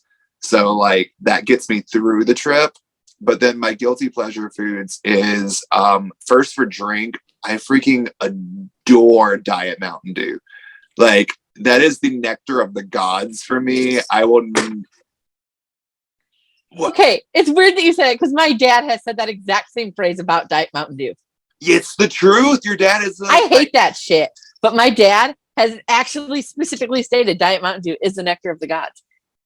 Like it is to me. I love it. Like you give me other Mountain Dew, which I recently tried that new like fruitcake flavored Mountain Dew. How was that? Not bad. To me, it all kind of tastes like just Mountain Dew with like a Kool-Aid packet in it. But it wasn't awful. Like some of the ones that I've tried, not too great. But Diet Mountain Dew, like literally pour a gallon in me. Got a gallon. Like I'd be so down. But then as far as snacks, I love combos. Combos are like my go-to road snack. So like give me buffalo, is it like buffalo ranch flavored combos, the little pretzel things? Yum, yum, yum. Then I'll take, I love beef jerky, specifically teriyaki or peppered. What else do I usually get? I'm obsessed with, like, I try to be healthy, even though it's not actually healthy, but I love me some Lenny and Larry's protein cookies. I think they're like my little treat for myself. Because I'm not much of a sweet person, like overall. Like sometimes I'll get in the mood for candy, but I'm like always in the mood for a cookie. Like cookies are my sweets. So like that's a big one. And then maybe like spicy nuts, some spicy cashews. Those are all my like road snacks I'll load up with. Nice. Yeah. I am very much a sweets gal. Like, oh my God, give it, if it has sugar in it, I want it. So you and my husband will get along in that aspect. But I do love a good teriyaki beef jerky. So I love a good teriyaki beef jerky, especially when you get it fresh and it's still like chewy and tender and it's not like been sitting on the shelf for a while. Yeah, when it's not like crunchy yet, like yeah, you're just like, oh, and my molar's about to come loose. That's what's about to happen with this teriyaki. I have enough problems with my teeth. I need to keep the ones I have it still in my mouth, please and thank you. So very much that. So what is your favorite move to take and what is your favorite move to give? So I favorite move to give, honestly, so everybody's probably gonna be like, oh, your finisher. And it's not. Like I do a wing clipper, but it is officially called the Bussy Buster because I am picking up my people and I am busting their bussy onto the mat. So that's my finisher name. But I did one at Gay Brunch. I adore doing a flying head scissors. I love it because one, it takes me back to the reason I fell in love with wrestling, which was red hair herself, Miss Lita. And I'm like doing the move and it always gets like such a oh from the crowd because I'm not a little boy. Like I'm a big boy. So when you see me get up and hit it and I do it pretty well, it always gets that nice like oh from the crowd. I'm just like, yes, come on, Team Extreme. Like just like I'm marking out for myself in the ring. Look, all wrestlers mark out for themselves. Most just don't admit it. Oh, I love to admit it. Like, just, be a dork for yourself. If you can't mark out for yourself, how the hell are you going to mark out for somebody else? Can I get an amen? Amen. Yes. And then favorite move to take.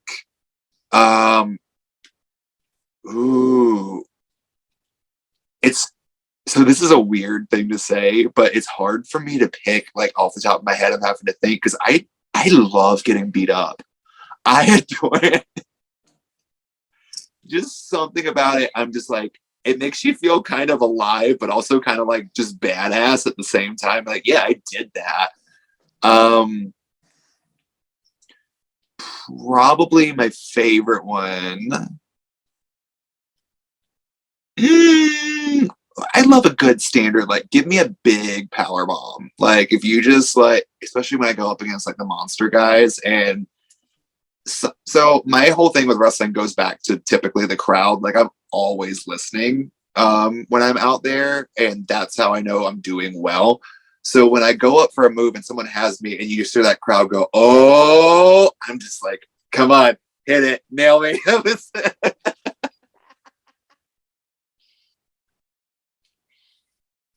Very nice. Thank you. Do you have any pre-match rituals?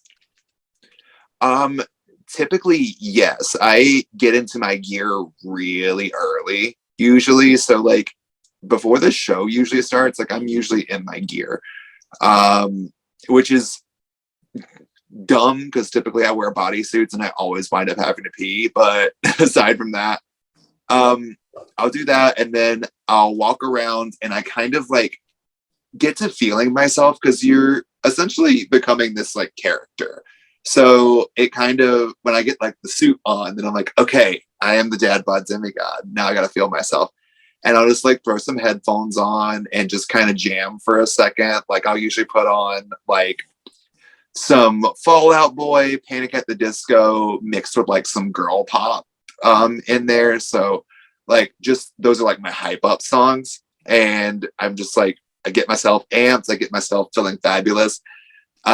It's not unlike anyone to if you look outside, I'll usually step outside and you'll just see me like going, ha ha, ha ha.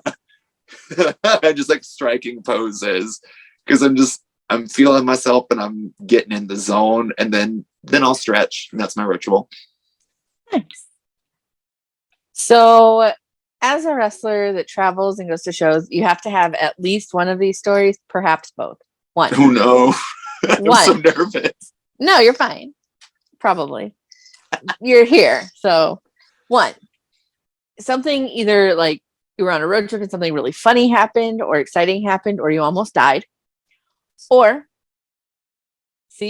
or you are going to a show, you're going to a new company or a new venue, you get there and you go, what the fuck is this? And what did I get myself into? Like some sort of like new wrestling horror story. So I would love to hear one or both of those stories and feel free if you need to censor any names. By all means, I don't want to incriminate anybody. So no incriminations going on in these stories, but there are some wild ones. So I remember riding back from I think it was somewhere near I think Miami. It was somewhere southern Florida. We were riding back to Orlando, and we had just done a show, and it was myself, my friend Gabe. I want to say possibly his wife Lizzie. I can't remember if she was entirely there or not, but we were riding with this new kid who I forget his name, but he had only been like training for like 3 weeks and was like, "Oh yeah, I'll drive y'all to the show. I want to go down and see it." And then like they train for another week, and then you never see these people again, kind of people. And he was driving, and we got out at a gas station, and all of a sudden they go inside, and it's just me and the new kid, and he's like pumping gas. And I'm sitting in the back seat. I was just like scrolling through my phone or something. And he knocks on the window. And I look up and he goes, "I need help." And I was like, okay. So I get up out of the car and I'm like, "What's going on?" He's like, "You see that guy over there?" And I'm like, "Which guy?" And I look over and there's just this guy that's just standing beside the gas pump, right? And not the gas pump, the gas station. So he's like leaned up against the wall of the gas station, and like he was smoking a cigarette, was what it looked like to me. Kind of pose. But he's like, "Yeah, this dude just keeps staring at me, and I don't like it." And I was like, "Okay, well, just like if he doesn't come over here, baby, just pump your gas, and we'll get back in the car. Like it's no big deal. Like it's gonna be all right." And he's like, "I don't like the way this guy's like looking at me," and it's got me feeling. I was like, "Do you want to hop back in the car and I'll pump some gas?" And like I remember saying like half of that sentence, and he just like turns and looks at this random person and goes, "Yo, fucker, you got a problem with me?" And I was like, "Where did this energy come from? Like, you were afraid of him like 2 seconds ago, and now you're yelling at this guy. That's just minding his own business at this point. Okay, who he said was looking at him, but you know, you get out and you like assess someone else's situation. You're like, okay, I got out of the car. He hasn't looked over here since. So like, what's going on? But now he's looking over here. Like, so. Yeah. And as soon as what did you say? And I was like, are you dumping the gas? Like, I'm not doing this today. Like, I'm not getting anything. He's, no, I got an issue. Are you like looking at me? Like, what's your problem, bro? And I'm just like, fucking pump the gas. Like, do something. Shut the fuck up. And like, this guy hasn't moved from like the gas, like the wall. He's just kind of like yelling back, like, what's your problem? Because, you know, like any normal sane person would do. And so then this kid goes, I want to go up and talk to him. I was like, for what? Why do you want to go up to him? And he's like, this is fucking stupid. Like, he was literally like staring me down, bro. And then you got out, and I was like, no, like none of this matters. Like, it was like my own thing. Like, we're gonna get in the car, we're gonna do something. And finally, here comes the other two out of the gas station. And I guess one of them like waved or something at us, like just to get our attention. And they were close to the thing. So naturally that guy sees them wave at him and goes, you know this fucker? And then they turn around and this guy starts walking towards them. And then I'm like, oh, fuck. So I walk up. Meanwhile, little dude who started all this shit did not leave the side of the car after he has done all this. I run up to make sure that there's nothing. This guy walks up and goes, I want to know what your dude's problem is. And I was like, no. I don't know what's going on. This kid's like nuts. We don't even know him. And because that's just me. Whenever, like, fight or flight instinct, I don't go fight. I go mama bear. Like, I'm like, it's just a big misunderstanding. Like, we don't know this kid. We're just wrestlers. We don't want to do anything. And he's like, what? You're a wrestler? And I was like, oh no. Yeah, I'm a wrestler.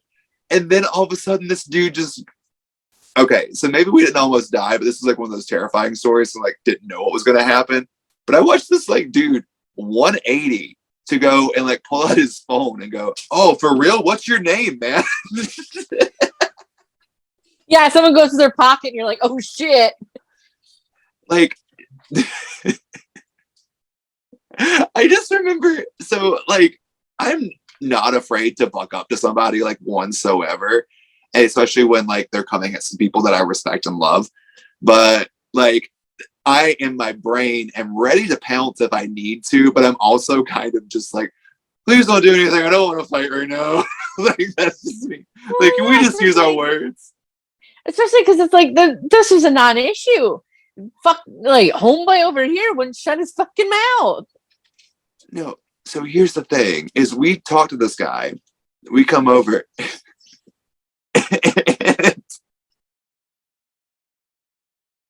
so we decide to rip this kid, and so we're like, okay, everything was fine. Like, we talked to the guy, we come back over to the car, and we go over to him. We're like, yeah, dude, what the hell just happened? And he goes, well, I just thought he was doing, like, yeah, we had to give that dude money because he threatened us, dude. And he's like, what? And he's like, yeah, he was threatening to like hit her and hit me and go crazy, and we don't need that. Like, I don't want to get arrested. You want to get arrested? So we gave him some money so he'd leave you alone. And this kid's like so upset. We're like, yeah, we're gonna let everyone at the school know, and you're gonna be in trouble. He's like, no, please don't tell. I think that was the first thing that popped out of my brain for like, please don't die, because I remember like just realizing the stupidest situation that could have happened. Here I am in the middle of, and thank God this dude's just like turned into like this guy who's just like, oh, you're a wrestler, you're cool, bro. Like, thank God you're a sane human. Like, oh my God. Because it's Florida and really it is a crapshoot on if someone's going to be a sane human or not. Well, it's Florida, yeah, and you just get off the interstate, and you've got like a few little gas stations around. You pull into one, and then it's just somebody standing pretty much in the middle of nowhere, just chilling. Oof. Well, I'm glad that you survived. Me too. What was the second question? I've done forgot myself. Oh no, Again. you're fine.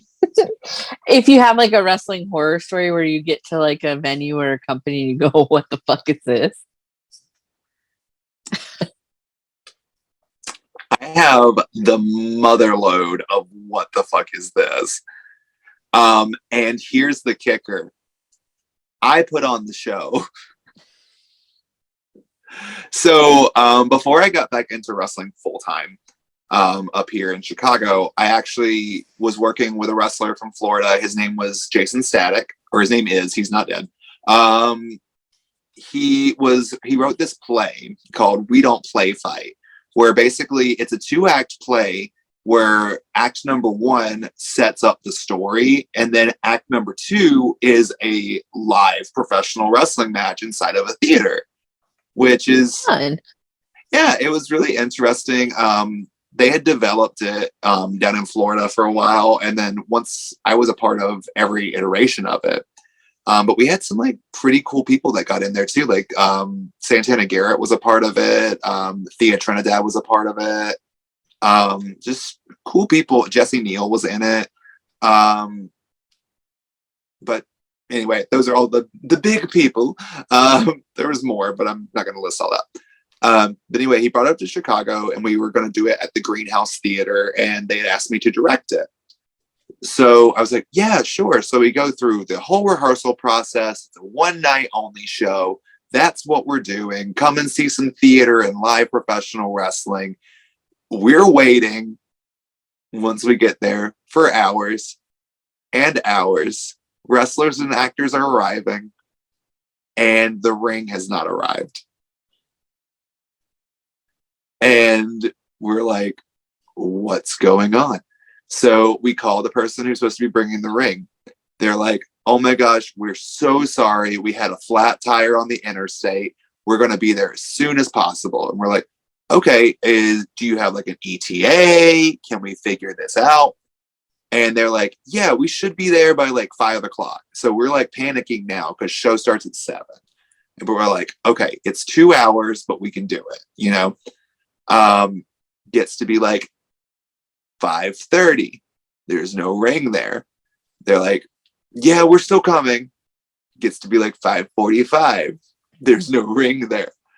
And we're like, what's going on? Gets to be like 6 o'clock. And we're supposed to start getting ready for like doors to open for this show. There's no ring there. And that's when they call and say, yeah, we're not going to be able to come. And so, we had prepared for the worst case scenario, but we were calling everyone else that we knew of in Chicago to go and get this to find a professional wrestling ring. Anything. We would have taken a tiny one, a big one, whatever. Get it to us as soon as possible. So literally, one of my good friends up here, his name is Tully, a fellow wrestler, goes and gets a giant U-Haul and goes, I found a ring. And we're like, okay, where is it? It's in Villa Park, which is like 45 minutes outside of the venue. And we're like, okay. And mind you, it's pouring down rain outside. And we're like 45 minutes away from curtain up for the entire show. So me and like 4 wrestlers, including a fully in paint clown, hop into the back of this U-Haul, and we're riding down the road, just bouncing up and down. And we get to this little strip mall where Galley Lucha Libre actually trains here in Chicago, or just outside of Chicago. And it was Galley who was letting us use their ring. So we get there, we're like, okay, where's the ring? And he points to it. The ring is completely set up.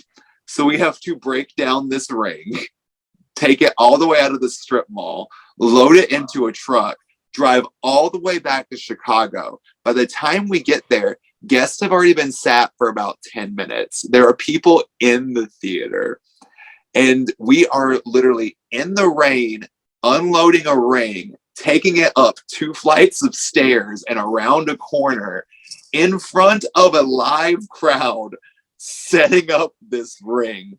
And then to kick it off, or to, I guess, put the cherry on top of this shit sundae, there's this cross cable system underneath the ring. And like, we had professional wrestlers that have been in the business for like close to 20 years. We've had referees that were on the show that have worked for New Japan. They had worked for TNA. They had worked for Ring of Honor, everything. Not one person that was in that cast of like well-experienced wrestlers could figure out how to put these cross cables on this ring. Like, we were all looking at it like, how does this even function? Like, it wasn't like a normal cross cable that you just pull across. It had like different parts to it and things. Oh no. Oh no is right, because we kind of got it to work. But that ring, oh my God, it just looked like the poster board for a safety hazard.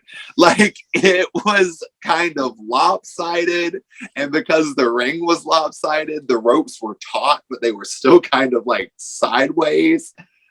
And we had to have full-on professional wrestling matches.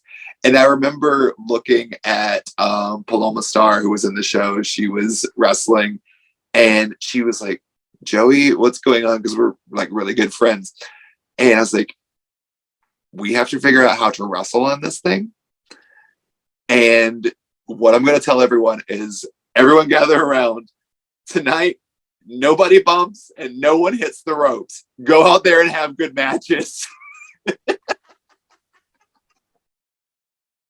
So, like, no. Oh no is right. Like, it worked for the acting part in the first part, but those matches, like, everyone got a 5-minute match, and then the final was a freaking Royal Rumble. That so basically I run out, and I had one spot of basically getting beat up because I was in the show, so I was playing like one of the characters. I was supposed to be like the like little rookie who was like trying to make it, and the big guy was beating me up. And I remember it was Jason Static in the ring, and he comes and he just like bams this like forearm right across me, and like didn't hold anything back, despite the fact that we were literally like fighting on a teeter-totter. And I stumble back and I go to hit the ropes.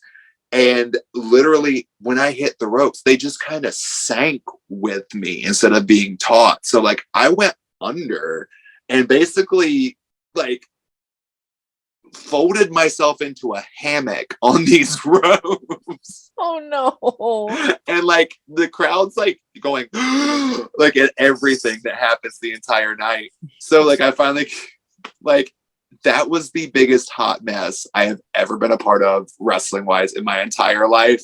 And I am partially responsible for it. Well, did you have like more of a wrestling crowd or more of a theater crowd, or was it more 50-50? It seemed more 50-50. There were definitely people that were familiar with wrestling, but we were also at the Greenhouse Theater here in Chicago. So like, they have like their season ticket holders and like stuff like that who were coming. So like, it was theater people, which you could tell who was theater people and who were wrestling people, because the crowd still gave us absolutely everything they could. Like, they saw us like literally struggling before them to get a ring up. And I think one of the coolest things that someone told me about the show was, they were like, you know, it was actually really cool to watch because we have no idea how a professional wrestling ring is set up. And I was like, well, here's the tea. You still don't, because that was a lot of shit. But it was cool to hear someone say that, because that, you don't really think about the fact that most people don't know what a wrestling ring's made out of. Yeah, a lot of people are like, oh, there's trampolines and I'm like, you're dumb. That's the one. So like, padding or like a bed or something like that never upsets me. When people say it's like a trampoline, I get so irritated because I was like, then why don't we bounce? Like literally, this core basis of a trampoline is it bounces you. Yeah. People don't know. It's just a light padding and boards for the most part. Literally, it's such a wild thing. Ask any wrestler ever, period, to describe the reaction when somebody who doesn't watch wrestling asks them about wrestling. There's like three things that they ask. What? You mean like insert blank name of WWE wrestler here? Like, you mean like huh? So it's either like Hulk Hogan or The Rock or John Cena, and you're like, yeah, like that. And the second one is, so is it like real or is it like there's got to be like a trick to it, right? And then you have to explain that one and give like whatever your stock answer is because every wrestler's got one. And then the last one is just like, so how do you get not get hurt? It's like, By pure luck.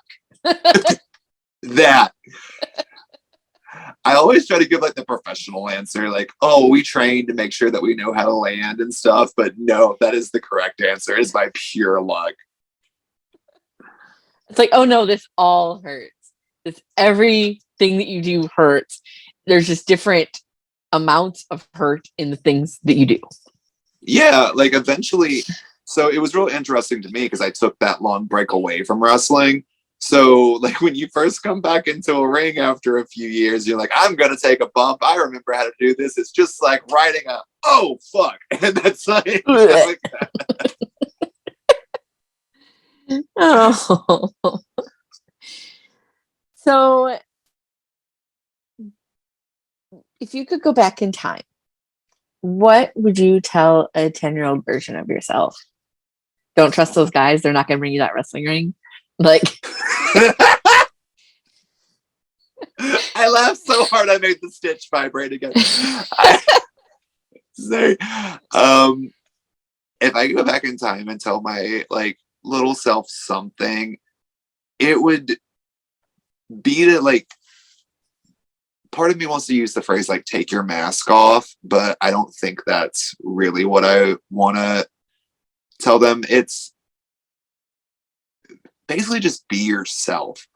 Because I feel like from me growing up, like how I did, like I had parents that were very much like, we want you to be this. We want you to do this. We want you to portray yourself as this. And it was, you know, that normal, like, they wanted me to be stereotypical, you know, plays football through high school, finds a good girl after high school, gets married, has like 3 kids, white picket fence, which I think is like, you know, what every parent really kind of almost wishes for their kid, just their version of what a decent life is, you know? But they always put such expectations on me because I am an only child. So I get that kind of like pressure on me. And I kind of fell into that where I was like always a little bit myself and always a bit quirky and just kind of Joey for the sake of being Joey. But I also made it a real point to kind of like be that person they wanted me to be. And I think that stuck with me so much until I finally let it go, because I was most of my life portraying something that I wasn't. Like, even when I got when I got through high school, into college, into everything post that, up until I came out, honestly, I was really just trying to be this version of Joey that I thought everyone would like. That was really nice, really, you know, just, I don't even know, like white Wonder Bread of a man was pretty much what I was trying to be. And I kind of held on to that. Like, even after the first years after I came out, I still kept trying to like use the phrase, like, I'm still Joey. Like, I'm still Joey. Like, that was the big thing I kept telling my parents. Like, I'm still this, like, I'm still that. And it really took a long time for me to get to a point where I was like, you know what? I don't care who's in front of me. I'm just going to say what I feel and do what I want. And as long as I ain't hurting nobody or being mean, who cares? I'm just Joey. Take it or leave it. And I think that's what I would tell my younger self, because it just took me so long to get there. Like somewhere between like 26 to 29 years of my life to get to a point where I was finally just comfortable with myself. And I think that I let that get to me for so long. So yes, little Joey, if you're watching in the past, once they invent what is called the future TV in the year 2027, wait, when is that? I don't know. Math. That was a badly timed joke. But yeah, just stop giving a fuck. Take that up. Be yourself is pretty much my advice. So I just have a few kind of like short, kind of fun questions left, and then we'll wrap it Yay! up. So if there was a Joey Mayberry scented candle, what would it smell like? Ooh, it would smell like a vanilla. Definitely. Like not just plain vanilla, but like that, you know, that birthday cake smell vanilla. That's kind of like that. Like birthday cake, vanilla, frozen yogurt, and probably strawberries. Yeah, strawberries and birthday cake. Strawberry birthday cake. That'd be me. Yeah. Took me a minute to get there, but I got there. I knew we'd find it. What is the biggest animal that you could take in a fight with just your hands, no weapons? You can pretend it's attacking you, so you don't have to like attack it. Oh, like going through my Rolodex of animals, probably not like a horse or anything with like claws. Little thing about me that you'll probably never see me in a death match, because I don't do well with blood. Like I don't do well with my own blood. I kind of freak out. Like I've definitely bled in matches, but it's always kind of like, so I figure if I get like in light tubes and there's just like blood going everywhere, I would probably be like, no. So probably nothing with claws. I would fight. I would run away. I feel like I could take out like a zebra, like a solid zebra I could take down and beat up. Okay, fair enough. So how do you take your pancakes? What do you like in them and on them? I love a cinnamon swirl pancake. That's the move.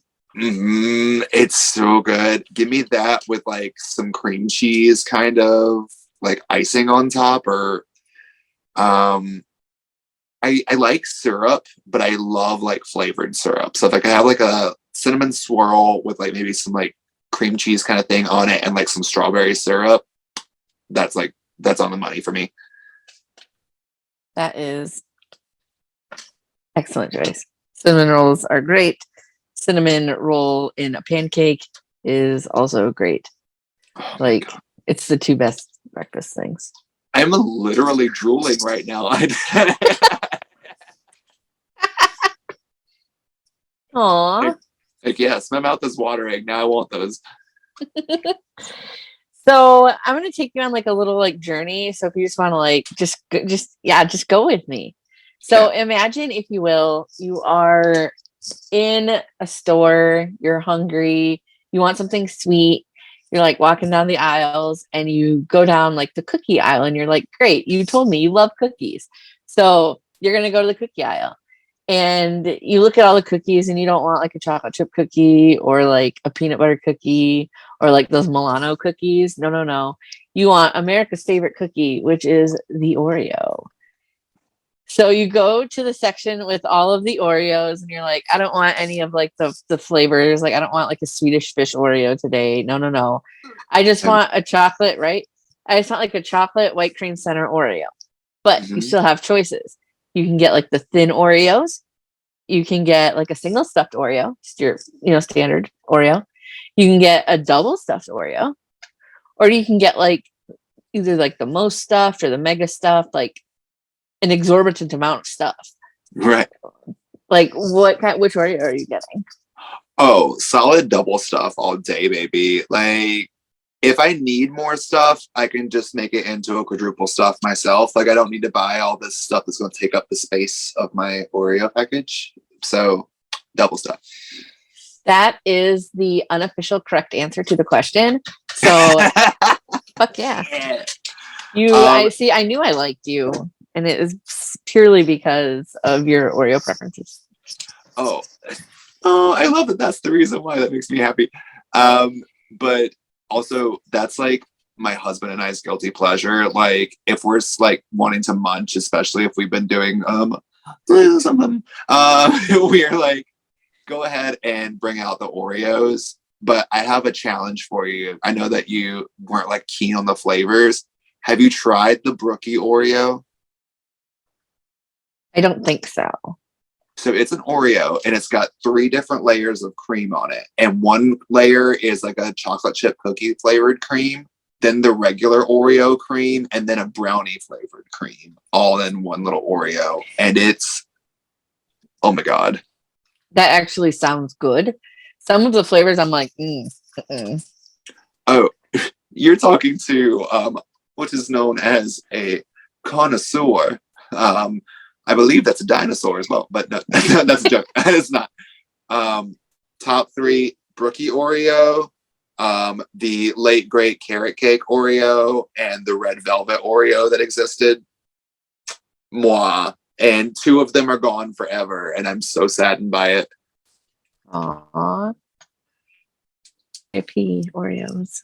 I know. Please, Oreo, if you are watching, who owns Oreo? I don't know. Probably Disney. Disney, please bring back. It was Nabisco, but I think it's Mondelez now. Oh, I don't know the second word. It's a giant food corporation that owns many brands of different foods, but I'm pretty sure it's Mondelez or Mondelez, however you want to pronounce it. Whoever I have to pray to bring the carrot cake and red velvet Oreos back, I will bow down, oh deity. I need it. So this question comes from Vic. He would always ask this question when we did lives. He's one of our loyal Bald Monkeys viewers, the Stack viewer. He would always ask it, but now that we're not doing lives, I ask it on his behalf. So, who do you think has the best gear of all time? Ooh, there's so many good options. Sorry, you see my eyes going places? I'm like just staring at different wrestling action figures, being like, who's got it? You know, I'm just gonna go with my favorite, and I'm giving it to 3 of them because they're a trio. But Hardy's and Lita, like, come through, like, especially for that era. Like, they were just perfect. Like, they didn't even really wear gear, but like. But when you see a fishnet shirt, you automatically think Jeff Hardy, don't you? I think that when I see a thong to this day, I still think of Lita. Like, it doesn't matter who's got the thong on. I'm just like, where's the tattoo and the long red hair? It's going to be around here somewhere. And like, everything about them was just it was for like 2000 and 2001. Like, that was the look. They were everything. You couldn't beat them. Like, I'm going to go with that. Fair enough. So what upcoming shows do you have? I have quite a few. Are you ready for the list? Yes. So this Friday, it's going to be November the 18th. I have Chicago style wrestling right here in the Chicago area. It's technically in Franklin Park. Then the next day, I'm going to be in Wisconsin Dells, wrestling at Colossal Con for at cosplay wrestling. So if you're at Colossal Con and Wisconsin Dells, come and check me out there. Do you want to know who I'm cosplaying as? Yes. Stack exclusive. What if I told you that you could never underestimate the importance of body language? If you know, you know. And if you don't, you'll have to find out at the Wisconsin Dells. I get my outfit's officially like coming in tailored tomorrow, and I'm so excited to try it on. But then Sunday, the November 20th, I have a double shot. I'm going to be in Southern Illinois to wrestle for All Heel Wrestling. I'm going to be taking on Greg Murray for the #1 contendership for the All Heel Wrestling Championship, which will be fun. Then in Evanston, Illinois, later the same day, I'm going to be teaming up with Shalance Royale to face some mystery opponents at Palm House Pro Wrestling. I'll be in Janesville, Wisconsin for Janesville Wrestling Alliance, JWA, on November the 26th. And then I'll be in the lovely sunny place of not quite Orlando, Altamont Springs, for pro wrestling action on December the 16th. Oh, and Northland Pro Wrestling on December 3rd in Woodstock, Illinois. Those are all my shows I have on the books coming up. Well, it sounds like you have your hands full, which is awesome. Love to see you busy. Where can people find you on social media? Twitter, Instagram, if you have like a Facebook fan page, YouTube, Twitch, Patreon, OnlyFans, TikTok, merch store, whatever you have, plug it all. I got it. Let's plug away. I love it. So Instagram and Twitter, you can find me at Joey_Mayberry. You can find me on TikTok at Joey.Mayberry because they were iffy on the underscore. Check out my YouTube. You can just check out Joey Mayberry, search on there. Also, if you're on YouTube, please check out Ring the Bell. I'm a host on there. It is amazing. We discuss women's wrestling from all the, I want to say, major promotions. We're trying our best, but we're only a team of 4 people at most. Typically, it's usually just DS. But also, please check out Golden Era Podcast, where we discuss classic women's wrestling. It's me and Jake Smith. It's streaming wherever you stream podcasts. Let me think if I have anything else. I do have a merch store. All of it is linked in all of my social medias. And then I do have a Facebook fan page, but like I do not use it. I just don't. Fair enough. Yeah, I should probably get on it, but like I feel like Facebook is just like America's slowly dying pastime. Yeah, unfortunately, with the Twitter situation, it's like you never know. Let's hope for the best. You know what I'm hoping for? To just say fuck it all and go back to MySpace. Give me MySpace. I'll take that. So MySpace doesn't really exist anymore, but we can check out Space Hay. Space Hay. Mm-hmm. You'll be pleasantly surprised. Okay, is it spelled like hay or like horse eats hay? No, like hay. Okay. Hey. Check out Space Hay and let me know what you think. I think that you will be pleasantly surprised by Space Hay. I will go check it out. Probably not tonight. I'm going to bed right after we hang up. I expect a full report tomorrow morning. On my desk, young man. Okay. Right away, teacher. But yes, headmaster. Yes. Don't make me call your parents and put it on your permanent record. No, please don't tell the principal. No, headmaster, no. I don't know why. My default is this British school child.